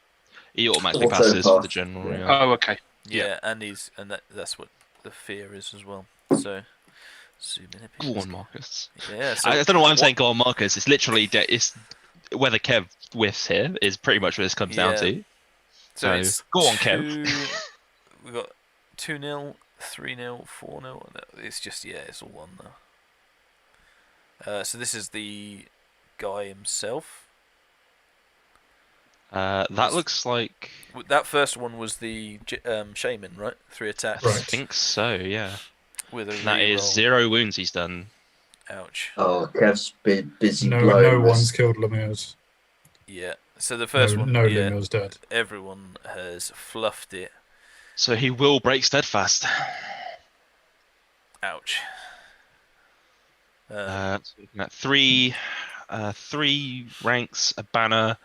1, 2 2, wounds. 7 by 3. He's just about to do. As well. He's just about to do a few more wild horns on the Lemurs because of swirling melee. Sure. Yeah. Oh, go on, Kev. 3 hits. Need some big ones. 1 wound. Big Aegis. Yeah, big Aegis coming. Oh! Ding! Por favor. Ding indeed. Ding So, indeed. At best, Kev is going to be testing on -5 to his leadership. Yeah, So he's going to be testing on a 4. That is all the attacks missing from the Hope Harvester, though. Yeah, this is the Lemurs now. What is going on? They miss Hit as on- well. hit on 5s. Nothing. He's got a Stomp, I think, as well, he should have. Is that in They're talking combat res. They're not going to stomp. What would the stomp be from, the Herald? The Hope Harvester, Okay. I do believe. I don't think it's harnessed. No, it is a large beast. It should have a Stomp. Okay, As well, a that's failed leadership test. he's It's got a easy to reroll, miss but these things, They're though, isn't failed. Yeah, irrespective, they're not talking about the stomp, and They're they've failed. off. Anyway. Oh, Kev. 8. Oh, it's Got 'em. fucking huge. Tidy. That is it. Oh, Are we saying you game? There's a Look, lot of look, Fs going let's- on right now. Let's I can only imagine. see how far forward this and gets. probably with Do you that, know I'm what? not The sure number we'll of be getting. times, though, the number of times I've got to say this: the number of times that the UB dice don't reset the fucking algorithm. Look at that break test: 1-6, 1-6. You know, I'm convinced of it, and I will not be told otherwise. The creator of UB has put the source code for the randomizer out there. It's up there for everyone to see. I would argue that you probably get that result like the same dice more often on normal dice than you would in UB. Oh, especially with my dice, because there's 2 6s at 4. That's about average. Yeah, that's true. That is true. So what have we got here now? We got a 17 for the Minotaur BSB in the rear, and a 15 for the Warlord in the rear, and a 16 for the Wild Horns in the rear. But they do have. There's quite a lot of people dying to break the spirit here, though. That's fine. Chariot go in now to try and help out with the DTs. Sorry, with the impact hits. If he sends everything in, yeah, but it's a big risk at that point. Yeah, 2 pass saves there, nice. And again, he's only got his 2 scoring against 2 or 3, so it's almost irrelevant for the scoring purposes, It'll be 3 here, I reckon. Oh, he's going to have to long bomb this, isn't he? Can the BSB see the Hoarders? I don't think he can. I have no way of checking that, but yeah, he's going to go all in, I very think. close, yeah. So we'll see. He could also send the raiding chariot into the Hoarders. But No, it does a bit of a long BSB charge. can't see the Hoarders. Okay. Oh, you're absolutely right. Yeah, now I see. That's the only charge declared. No way, really? Not even the chariot? Can the chariot? And he made it. see? He made it. He Yeah. made it. He's in. He needed a 10, and he made it. Yeah. So I mean, what's his plan here with this Hoarder unit then? Is he just looking to draw the objective rather than lose it? What's this? Which Hoarder unit? The Hoarder in the centre. In the woods. In the woods, yeah. Yeah. Well, this, as I said, this is his insurance, right? So he can either walk them into the objective, or he can charge them into the. I think we went for Kev. You know, if Kev, with the chariot, yeah, just to pin them. Yeah, I would have tried. Yeah, I would have tried the long charge onto the orders from the chariot personally. Because there's no point in not, and then, or into the rear, I suppose, is the other option, into the rear of the Lemuel unit, but just trying to block up that. Yeah, he's used the BSB to block these hoarders. Chat's blowing up with hashtag Dicegate. Oh, Matt, what have you started? Mate, honestly, I'm not fucking lying to you. Seriously, the algorithm doesn't reset. I'm telling you now.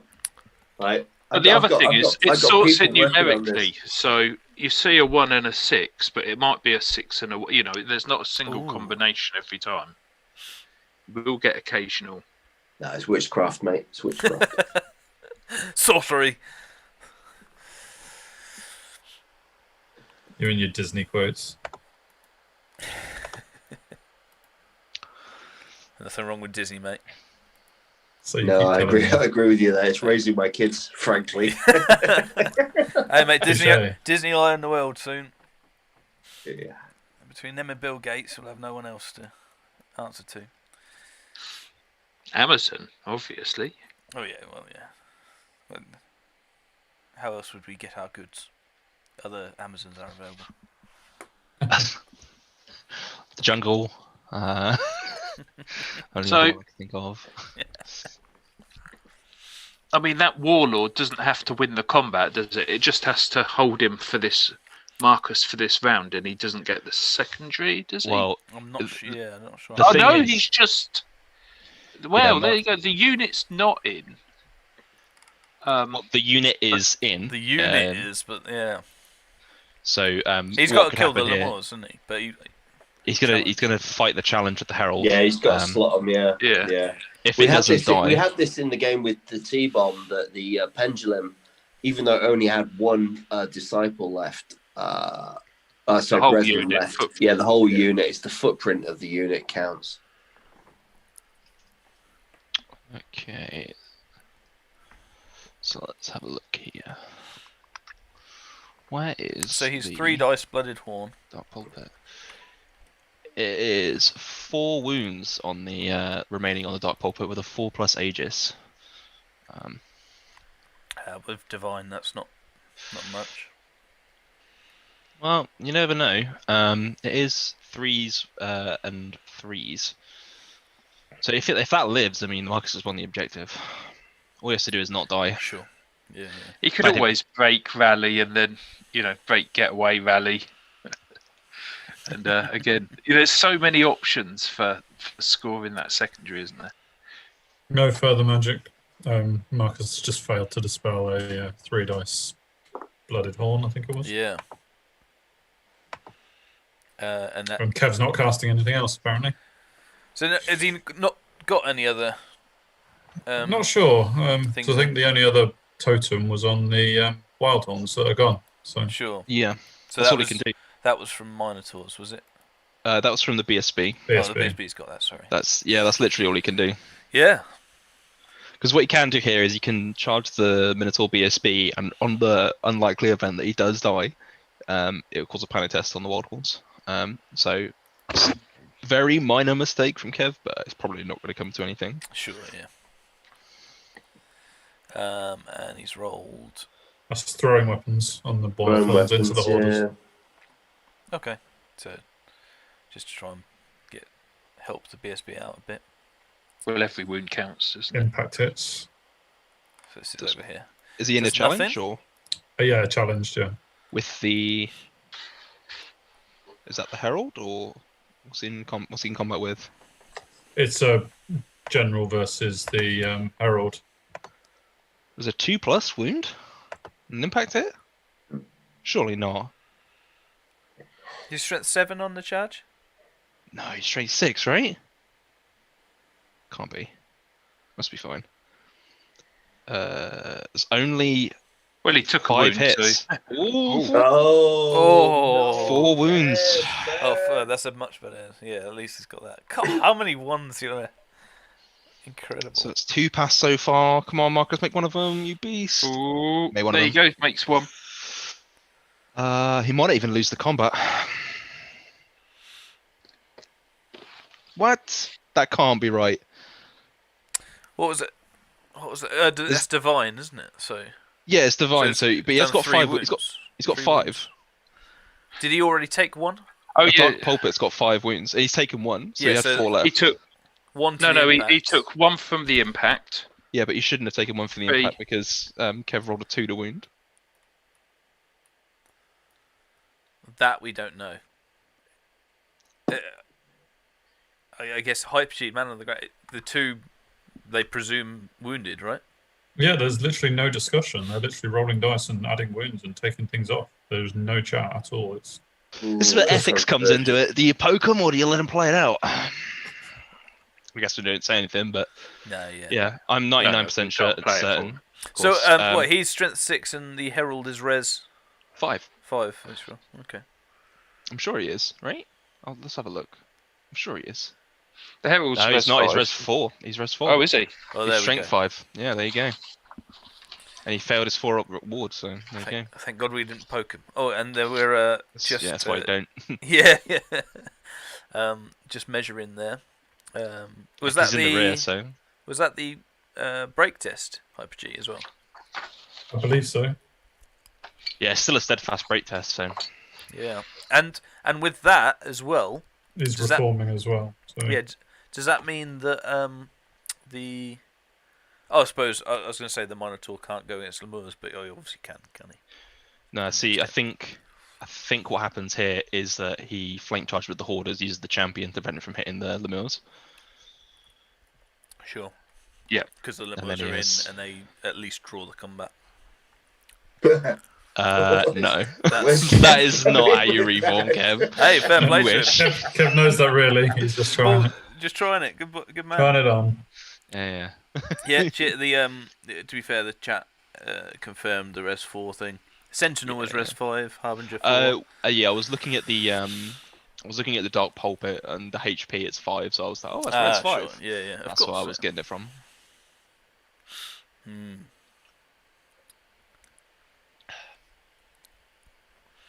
Yeah, so it's looking more like. So I mean, he does that in order to stop the Minotaur killing the Lemurs, right? Is there any play where Marcus just leaves them to it in hopes they survive? I think the Hope Harvester is worth enough points. So you want to keep it alive. You don't want them dying to combat res. But is there any way that the Lemurs and the Hope Harvester survive that combat without any help? No, absolutely not. Fair enough. I'm curious as to what Marcus is doing here. I guess he's sacrificing that unit and just sending the Hoarders in, but He's bringing the Hoarders in to duel the Minotaur Warlord Like you say, and then and keep the Lemurs and Harvester alive in the deployment. I suppose. That's just interesting. I guess he can pivot in the last turn, can't he? If But he he can wins only- the combat. Yeah, only. well, it's only if you- footprint, so he's scoring, is he not? You're absolutely Oh right. no, yeah. it's just short. Is he not just short of 12 No. inches? You're right on the unit's footprint. This is that's mad, isn't it? Oh yeah. So the end guy on the left-hand side Yeah. is Yeah. scoring. So Yeah. they're literally by half an inch in. The footprint is in. Rolling provided- that 8 on the overrun. Could Yeah. So As long, as long as the Warlord, of course, could just win. Everybody takes break tests, but This is static res is Yeah. what, 3, charge 4, flank 5, second Roots, flag 6. banner. Yeah, 2 banners, unnatural roots. Maybe like an 8 test or something. Do you get unnatural roots for every unit with it? No, you don't. You only get it once. You only get it once, one or more. You guys should get somebody in who knows the rules. Oh no, it's much more fun this way. Yeah. It gives us a good 5-10 minutes discussion on something that's completely wrong. That's what we love. There's no speculation like wild speculation. Exactly. We love it. And what is it? As long as you're confident that you know the rule. Looks like he's sending those Hoarders in.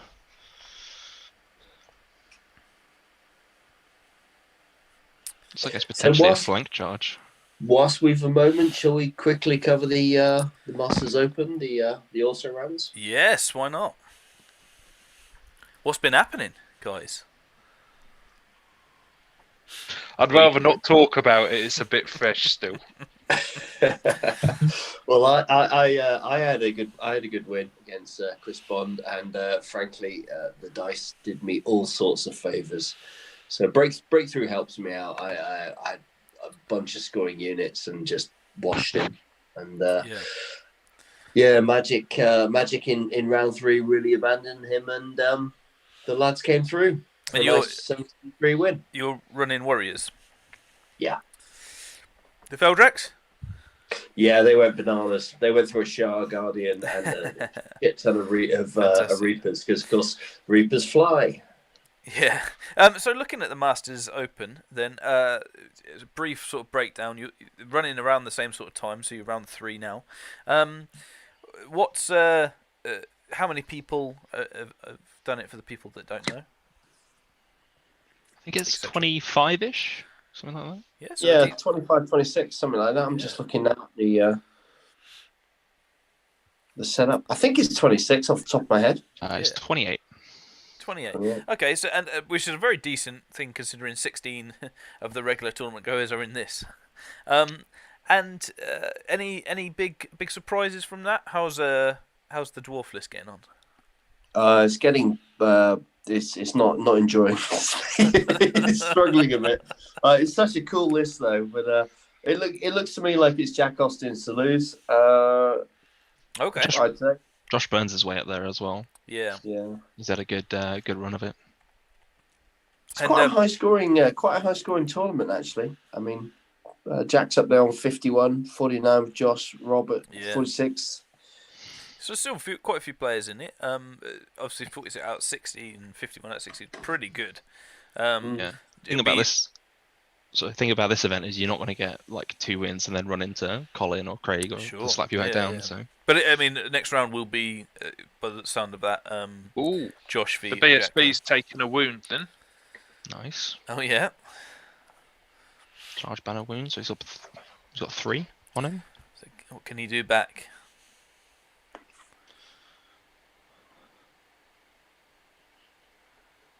Four wounds. Looks like it. Turns to 3. Yeah, he's okay.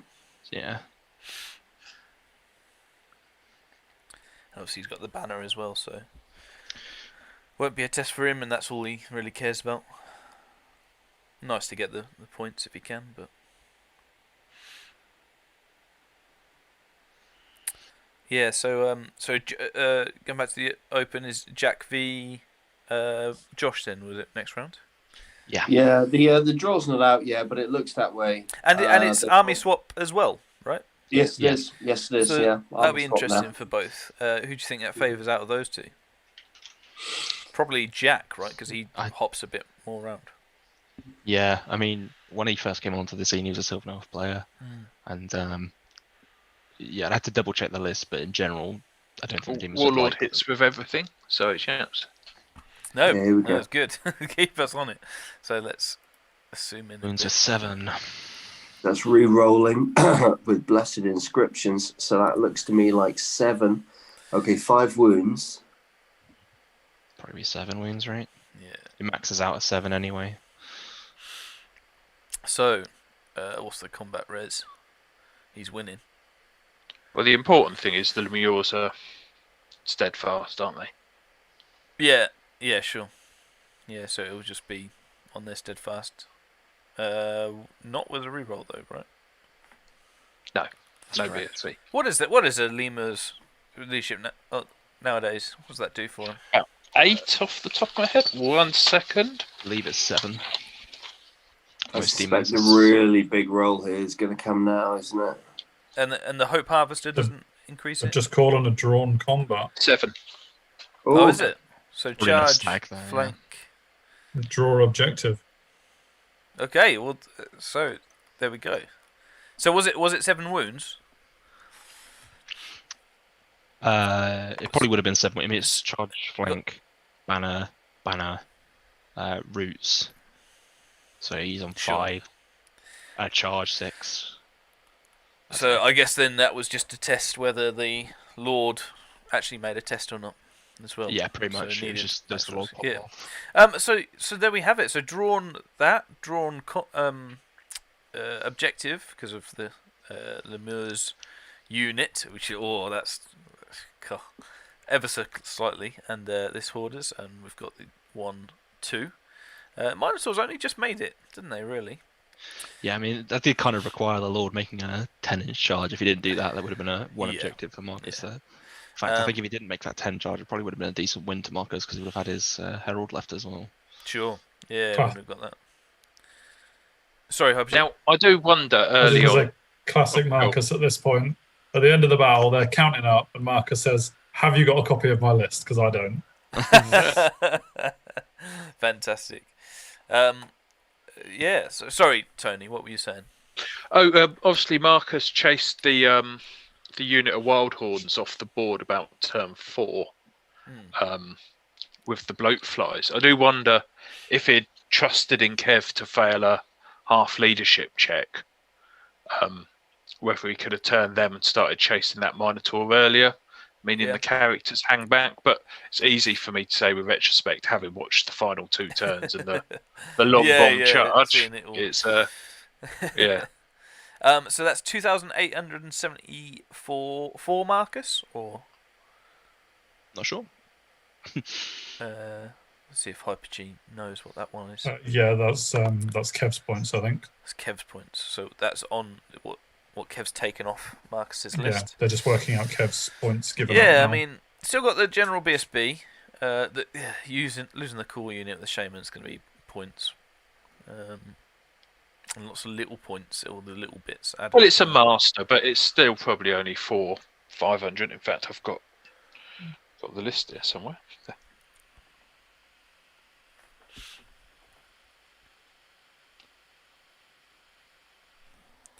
Yeah, so the master was 570. So yeah, it's all points, isn't it? A lot of death. I mean, a lot of things died. Although, so Marcus has done a little bit better out of that, I think, in the long run. Do we think Kev made a bit of a mistake putting his Longhorn unit over here? Yeah. I think that was it didn't probably, help. I It know didn't a help. few of you said that when he did that almost immediately. 2,450. Kev wins 11-9. Oh, so close. Here we go. It's written to confirm. Kev's won a game. He'll be Yeah. delighted. Yeah, I'm delighted. It's party time. Another win, I guess, from that point of view. Yeah. That's the closest of the round 3s, because round 3s have been up to now notoriously one way. A 17-3, 16-4, 18-2, and a 20-0. The 20-0, by the way, was Jack versus Collins, Soaring Ancients, which was just crazy. I know a lot of people were watching that as well, and saw Colin fail about 18 leadership tests, which is, it's always nice to see Saurians fail leadership tests. Don't you agree, Hyper-G?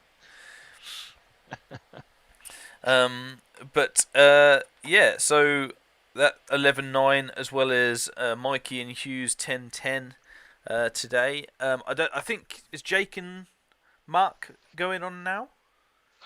I need to apologise to Jake. I picked him as, someone likely to be up there for first place, and I think that is probably the major cause.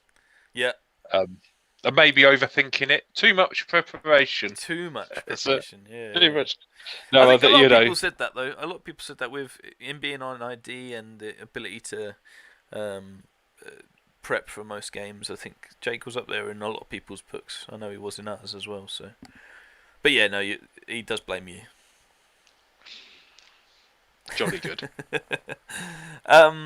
So yeah, Alistair and Rory, was that on tonight as well? So I think most of them will be on tonight.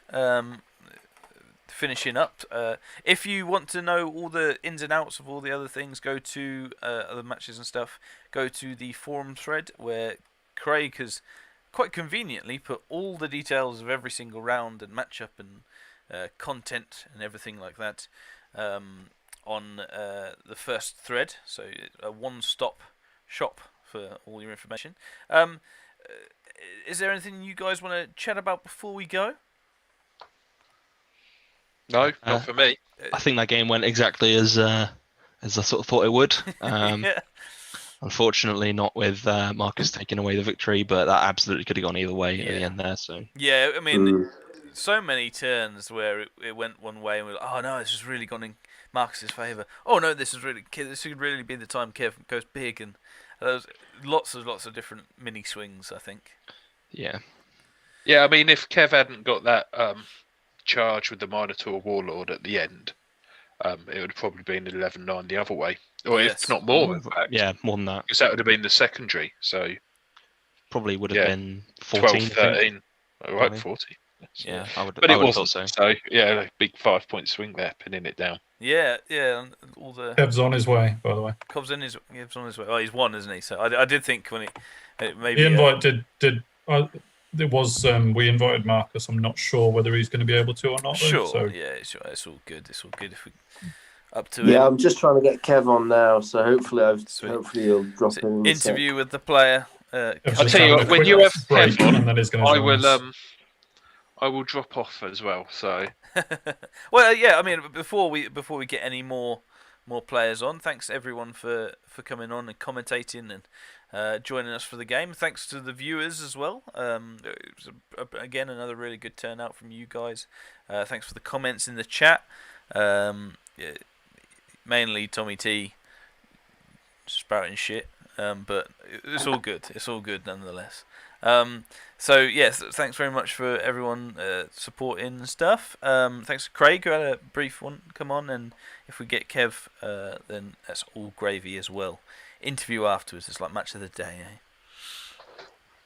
yep. Well, congrats to both of them. I mean, it must be difficult playing a game with everybody watching. Yes, absolutely. Probably just adds to the stress. You don't want to do something really stupid, but good for them for still having a good game. And yeah, cheers everybody. I'll say good night.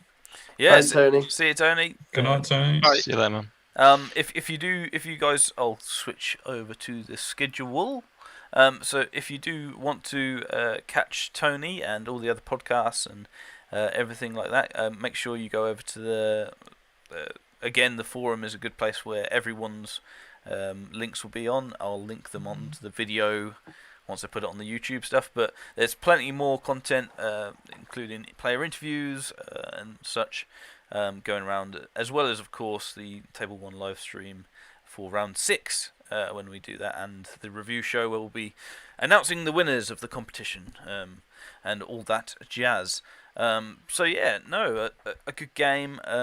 We'll see if we can get Kev on before the end. Looking at it as well, I'll see if I can do some maths and get some Tawny Keeper stuff going on for round 4 as well, and see if we can get any hot Lucky hot Sixers. takes. Yes, Are you still in the UB room by any chance? I am. Okay. It might come up in a minute, but it might not. So just stay there in case you're not thinking of coming out. I will stay here. Good. I I know that's quite cryptic, but a message has Yes. just come through on the WhatsApp, so I don't Okay. know whether it'll be discussed or not. So I'll just double check the points, I guess, right? Sure. No, I don't mean to be cryptic, but it's up to Kev and Marcus. So I'm not yeah, gonna absolutely. But put any we'll controversy. we'll so, yeah. stick around anyway. But yeah, so before we look at exactly, we'll see if we can work out exactly who's who and who's playing who in round 4. Anybody experienced an army chat before, Jack? Army swap, sorry. And obviously you're doing it for round 4 anyway of the Masters Open. Yeah, you have. I played it in. I played it in one of the Masters. I played Gweem's Demons. Okay. Yeah. We were both pissed beyond belief. I have little memory of that game. Brilliant. I just remember losing. Fair enough. I do not know what happened, and then I laid under the table for a little while. No, fair enough. And I believe breaking news. I guess we have Kev on. Is that right? He's here. He's just muted himself. He's just muted. He is okay. There we go. Hello, here I am. Hello, Kev. Thank you very much for letting us watch you. And Hey, Kev's there. How well are you, played, buddy? I think, is in order. Oh, So you've won a game at the Masters, buddy. that was all I wanted. I'm a little annoyed it was only an 11. Got to be honest. Give our thoughts on the game. I mean, in terms of your predictions and things, you thought you were going to win. How did that game go for you? I think it started off pretty well. I was fairly in control, I thought, to begin with.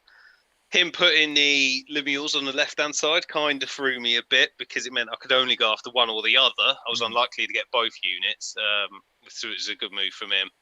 But what I just didn't take into account was just how fucking hard the other little units are. Yeah. The 3 block flies, Jesus Christ. Yeah, When no. the Longhorn and the chariot went in and did 6 wounds, I was like, yes. And then he killed 6 of mine back.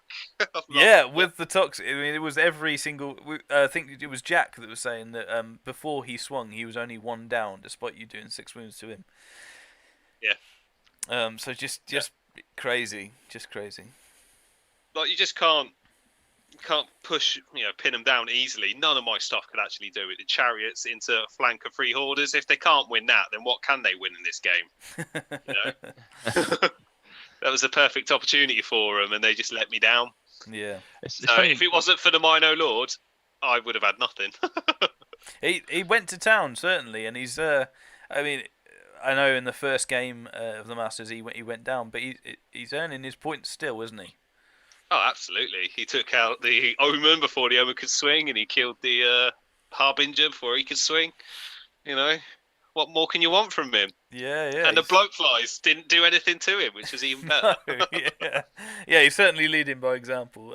In terms of the objective and everything, that's one thing I didn't ask you before. Did you, obviously with breakthrough being a thing, you're pretty confident of winning the objective? Is that something that you feel like it's a bit of a missed opportunity? Yes and no. I thought it would be particularly difficult because of the flies. They're always going to be able to zone me at the back, and whenever they all come on, I'm a bit screwed.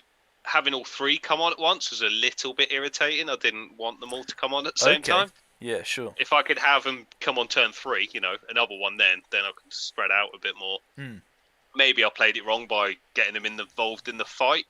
I should have just tried to get them safe, but those Longhorn at the bottom fighting those hoarders almost held on long enough. Yeah, sure. So yeah, they almost came to the rescue there, but not quite. The Wildhorn did well though, so I can't really argue with them. It was just I had no way of stopping the hoarders. The chariots couldn't do the job. The only way I was going to do it was the Mino Lord, and he can't be everywhere. So yeah, that's it. And as you say, they're so resilient. Those little units of 3, bloatflies and hoarders. So just so hard to maneuver and pin them down, especially with their Swift Stride and stuff. Any major points of the game that you thought swung it either for or against you? The biggest one was the Lemures versus the Wildhorn fight. Yeah, that was huge because we had exactly the same number of ranks. If any of us lost a model, we were screwed. Yeah. And I had my whole unit and my Soothsayer all hitting Lemures, and I didn't kill one. Yeah. We were really surprised you let the Whispers of the Veil off instead of Real I was thinking I didn't want Lethal Strike off because in next turn, when I hold and everything goes in, I don't want him doing any more damage to me back. I don't want getting lucky and killing my BSB or something. So that's why I let that. That's why I thought I had to stop that one and let Whispers off. In the end, did it make a difference? No. Or maybe it did actually. Probably not, because you weren't in BSB range, right? So it was just ended up being like a 7 or I think it was a 5 test in the end. Yeah, 5 or 6. So that's what let me down. Yeah. And then he ran just far enough to get in the objective as well, which is even more annoying. Yeah, it's. I mean, we're seeing it on the stream, and we were zooming in, and it's half an inch, isn't it? Something I wanted to get your opinion on. How did you think the Minotaur and Succubi combat would go? Because we were pretty sure that it was going to go the way of the Succubi until you were given the +3 agility. Sorry. I was always just going to force that through. That was my main aim: was get that off or break the spirit off on them. Because Marcus chose to stop break the spirit instead of the +agility. Yeah, I think that was a mistake. He had to stop that because it also meant I could take care of the Omen before he could even hit me back. Yeah, that's what we were thinking. So yeah, I was really surprised he let that go. But I had 2. I can do it twice on 3 dice. So I was pretty much going to bully that one because he only had 5 dispel dice. So I would just do it twice on 3 dice. Right. Okay. So, I mean, he could have possibly stopped them both, in which case, I would have been a bit screwed. Fair enough. My initial plan was get Awaken the Beast off, but then obviously my Soothsayer ran off and was then out of range when he did. Yeah, I had an early panic. Oh, I'm bricking it then.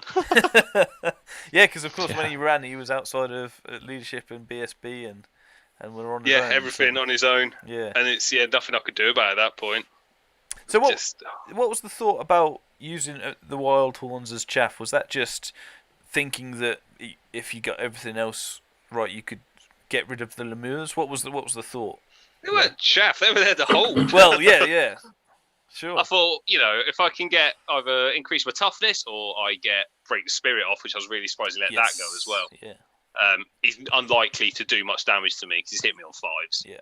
Or I've got my distracting one as well. So that was always going to happen. And all I had to do was just kill a couple of Muirs and I'll be all right. But I just couldn't do it. They're so fucking hard, man. Resilient 5, man. It's crazy. I hate those guys. I forget how hard they are. And then when we turned up at the end, I was like, I must have 25% of those Lemures. And I'm like, I know, it's 4 out of 10. Yeah. Yeah, there was. Yeah, when you realise there was only 10 to start off. Yeah. What? Oh, fair play. Break the spirit killed more of them than I did. I must say as well, as a aside, you were very good at demonstrating what was going on in the game. Thank you very much for that. That's all right. I thought I would try and write stuff down. Yeah, it was great. We get confusing, especially when there's challenges going on and stuff like that. No, we really appreciated that, and I suspect that's because you've probably been trying to commentate on stuff as well. Yeah. It certainly makes life a lot easier. And like when I'm putting totems down, people might want to know how many dice I'm using and stuff. No, sure, and it's very much pretty. In terms of that, obviously, you've got a live stream with lots of people watching. Did that affect you at all? No, it didn't actually, to be honest, because it's just me and Marcus. Staff's lurking in the background, all quiet. Always. So, it was all right because it just felt like it was just me and Marcus playing, and Marcus is the top guy. So, we had a lot of fun. It was all right. Oh, fantastic! I say, thanks again for letting us do it. It certainly lived up to the spicy nature. Lots of mini swings we were saying before you come on, which we were second guessing ourselves. It was very back and forth. I thought when I killed the succubi and the omen, I thought I'm up here. It's going to take a hell of a lot for this to go against me, and it did take a lot. Lots of little things started going wrong. Absolutely, yeah, and I think it was literally you got to a point where every turn was like, oh no, this is definitely Marcus's to lose. Oh no, this is definitely Kev's to lose. And it was getting to we were second guessing ourselves more than anything. So really, really fun game from our point of view to watch. I hope you had fun. People got to see the Mino Lord do his business, so I'm happy about that. They certainly did. It's forever instilled into the internet. That's a legend that will live on. He really saved your bacon at the end there, I think. Oh, he really did, didn't he? Killing that general, that was huge. Didn't make that turn. It probably would have been like a 14-7 to Marcus or something at that point. It might have been, and if he could have possibly killed my lord or broke him if he couldn't do anything as well. Yeah, exactly. It was a pretty squeaky bum moment there. Well played, Kev. Well played. Yeah, very well. Thank you. I don't think I made too many mistakes. No, I say it was. We thought perhaps. You sort of said it yourself. With all 3 ambushers coming on, it's hard to sort of know where to put them all. And stuff, but no, I think it was pretty good. I mean, be sure to watch the live stream back and watch all your things. And it's always good to watch yourself and see where you've gone, where you think you've gone wrong, etc., etc. And just hear us bitching about you. Yeah, slagging me off. Tell you what a chump I am. Yeah, absolutely. So don't forget about that. But yeah, no. Otherwise, I say thanks very much, and people can hear you. Get your bat reps as well on the forum. You're doing some of them. Yes. I've done my first 2, so make sure you check them out. Like them as well, because I need more likes to make the top 5 blog posts. So, like me. Yeah, absolutely. Love me again. Such a whore. Yeah. Again, going on that forum thread where everything's there. You can get all the links and everything, and I'll put it in the description here below as well. So looking after round 3, has that been put on Tawny Keeper? It has. I'm just putting it on now. Just put it on now, yeah. So we've just got Jake versus Mark to come. Looking at it at the minute, Craig is in top spot with 48 points, as he said when he came on. It's looking like him v Trent in the thing. Both the only 2. Trent won't like that. I know, the only 2 unbeaten. Trent with high elves, very interesting. Looking like so you putting yours on. How many points do you have? It's 15 plus 26 points I'm on now. 26. Okay, so still looking like Tanker versus Jack. So Kingdom of Ecatane versus Warriors obviously swapped. So Jack's got the Kingdom of Ecatane. Tanker will love being Warriors. Yeah, would say that's that's a worked better out real matchup. nice for him. Yeah. It's a better matchup for the KOE, but yeah, Adam knows Warriors and he knows them very well, and he knows what his KOE list can do. So Yeah. I think it will be favourite in that one. Sure. Number 1, Jeff Keeling obviously took a bit of a beating to Craig, so we'll be looking to bounce back against Ed Murdoch of the Orcs and Goblins. So that'd be. I'm sorry, Ed. I let you down. If he's watching this, he wanted me to win big, so he didn't have to play Beasters. So that means that Ed's playing Beasters. I mean, presumably, I don't know about Jeff. Has Jeff played much other armies? He No, played he's played Orcs. Warriors. He's played Orcs at least one tournament this year. Okay. Yeah. So, I mean that. So, Jeff might be looking pretty good there, but Ed's no mug. He's Mr. Ninth Age, so he knows his stuff. It is no mug. Teaching the ways of the Beast Herds. Well, yeah. I think I've got to play Beast Herds next round as well. Have you? Yeah. And how are you feeling about that? I mean, I felt better. It's not the best matchup in the world, I don't think, but I'm sure I can make it work. 'Cause I'm just that good, you know how it is. Well, that's it. On Tourney Keeper, it says 7th is Mikey Newman, 8th is Hugh. Obviously, they've just played it out, so they won't be playing. So it's likely that Mikey will be playing Ryan, and Hugh will be playing Colin. Something like that, or one of them will get That'd you. be me Kev, and Marcus. actually, Yeah, I think it'd be me and Marcus. We're mixing up with them. Yeah. So Marcus goes from. So if you put it in. So if oh yeah, there we go. So probably you versus vampires. No, I'm so shit with vampires. It's not even funny. That's really. I don't know how they work. What do they do? Yeah. Why can't they run away? So they don't work and they do nothing, Kev. Yeah. They're At least terrible. you have to worry about panic. VCUP. Hugh against Marcus. So Marcus using ogres, Hugh using demons. Hugh's used demons before, I think. Yes, he has. Yeah, he's been using quite a lot this year, I think. So Hugh will be quite, and demons, right? So lots of Res 5. I'm sure you know, Kev. Then we've got Ryan versus Colin, quite possibly. So that's, I mean, this is all dependent on what happens with Jake and Mark, because obviously one of them gets 20, it's all in. But so Ryan versus Colin, potentially looking at Ryan playing Saurian Ancients, probably not. Colin playing on ID. Colin's a good player, right? I know who I'd bet in that matchup. It rhymes with Schmolin Mauer. Yeah. I've had one too many Coronas, I think. No, it's good. It's good. I'll get you on the carver next time. Don't worry. Okay. The Alistair. So 13 versus 14 is Alistair versus Rory. Again, They've already played today. They've already played, so this will be different. And obviously Jake v Mark. That was an depending epic on ding what dong, by the happens, way. so- Ali v Ryan, Rory. Yeah, Rory came out the winner there, didn't he? That was a great Oh, battle. well done, Rory. Yeah, that's good news. So lots of games, very interesting. Obviously, dependent on that last game, which could, I mean, if Jake's currently on 14 and Mark 11, if either of them take a 20, they go up to 6th or 7th. You know, so all to play for still. And how do you feel about your potential chances then, in terms of we're halfway stage now. You're sitting pretty in 9th. What you're looking to do for the remaining half, Kev?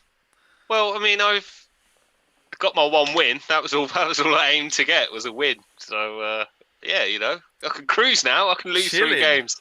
Be like, job done. Thank you. I was going to say, obviously- Kev, if you'd said to yourself, like if you from now had gone back in time to Kev before the tournament and said, you know, you're 9th place halfway through the event, I think you would have been pretty happy with it. Oh yeah, absolutely. I don't think I've made a fool of myself. I'm the only one who stopped Tanker as well. Everyone else keeps letting him run them over. I know. Yeah. Oh no, Couldn't run over the BSB. You'll run over the you run out of the excuse that KOE are bad. I know, that is the problem. Tanker's obviously showing us how it's done. Yeah, man. How he beat Ryan, I do not understand that, because I was like, that's a terrible matchup for him. He's fucked. But no, he just pulls it out of the bag. Went straight through it. Really Yeah, healthy dose absolutely. of tanker dice. Yeah, I mean, straight off the bat, looking at Tawny Keeper, the top 4 seem to be the ones very much in contention for that thing, because we've got Craig on 48, Trent 45, Tanker 45, and Jack 41. The next one after that is Jeff at 33, and I think even if Jake got a 20, it'd be 34. So it's a fairly decent gap at this stage of the game. I mean, there's still 60 points up for grabs, still 3 games, so I still think it can. So, I mean, outside of that top 4, then we'll say that they're sort of your banking favourites. Who do you see as sort of a potential emerging talent? And we can all say Kev because he's here if you want. I won't be offended. Don't Do worry. do we see anybody coming from deep to possibly challenge it towards the end? I think the obvious one is Trent. no, Well, Trent's already up there, so we'll discount him for now. brain's gone blank. Jeff. Jeff, yes, thank you. Yeah. Yeah, I mean he's the next up. He'd lost big to Craig, but if he can get 2 big wins, he's right. I think he'll easily get some more wins out of the bag, so he'll be back Yeah, up there. if everyone loses bigs to Craig, then that's not a big deal. Yeah, exactly. I mean, Craig's not running away with it yet. At No, 60 points, no. 48's not. It's good, but it's we'll need to not keep it up. clearly ahead. Yeah. I mean, I guess if he does play Trent, which is looking very, very likely, then that's probably best for Craig, being Vermin Swarm player anyway, although Craig isn't really a one-army man. Trent possibly would be, so perhaps we'll have to learn and do lots of reading for that. I think Gonna that's be gonna honest, stretch it's his lucky. It's going to stretch his lucky streak, isn't it? That if he comes out of that with anything, he'll have done very, very well. Because I mean, Craig's an awesome player and an awesome player with rats, and that's going to be hard work for Trent. Yeah, for sure. It's going to be a lot of dead elves. I'm going to be honest. I think, it's going to be a rough one for him. It's going to be an uphill battle. But a learning curve for the man. And you never know. He might surprise us all as well. Well, he's already surprised quite a lot, hasn't he? I mean, Yeah. let's face it, the guy's on a roll. Yeah, absolutely. And even if he does lose in that one, he's up there right now. So 2 more wins with the Vermin Swarms, and he's going to be up there. It's going to be very interesting indeed. I think in terms of that, anything else you'd want to say about anybody or the game before we leave it and say good night to the folks? No, For I'm me. good. Fantastic. No, thanks everyone for watching. I hope that everyone enjoyed it. Yeah, absolutely. Lots of good comments. Lots of people back in here as well. You got some good. followers. You have to have a look at the chat more than anything. And I'll send you some screenshots of some fighting talk on your behalf. But yeah, Podcast is proud of you, Kev. yeah. What is? The Who? podcast? Oh, the podcast. Oh, I'm glad to hear that. Yeah. Which does I think I include you, represented the PWP well.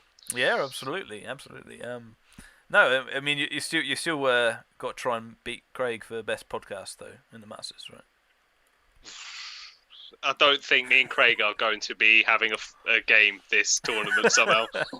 We move in different circles. Fair enough. But no, yeah. I mean, while we're on here, obviously the schedule's up there. Make sure you do check out everybody else's podcast and everything. Thank you very much for tuning in tonight. It's been really fun having you along, chatting to you where we can. Just being here for some of the live stream games. We do have one more live stream before we wrap up the Masters in the Masters Review show. That will be on middle of Feb, next month, or that's tomorrow, I guess. So make sure you check it out, like, share, subscribe, and hit the notifications button if you want to not miss out. And why would you? Otherwise, it's thanks very much, chaps, for coming on. I hope you enjoyed. Yeah, it was a good one. Cheers, Kev. Yeah, Glad absolutely. I put up a Thanks, good guys. fight and you all got to enjoy a decent game. It didn't go on for 6 hours, you know. Yeah. Well, we were worrying that it might only go on for 20 minutes after your turn, one movement. Blimey. But yeah, thanks very much. Thanks to the viewers, and we will see you in the next instalment of the Masters coverage, wherever that may be. Cheers, guys. Good night. Thanks. Bye. Night, night. Bye. See you later.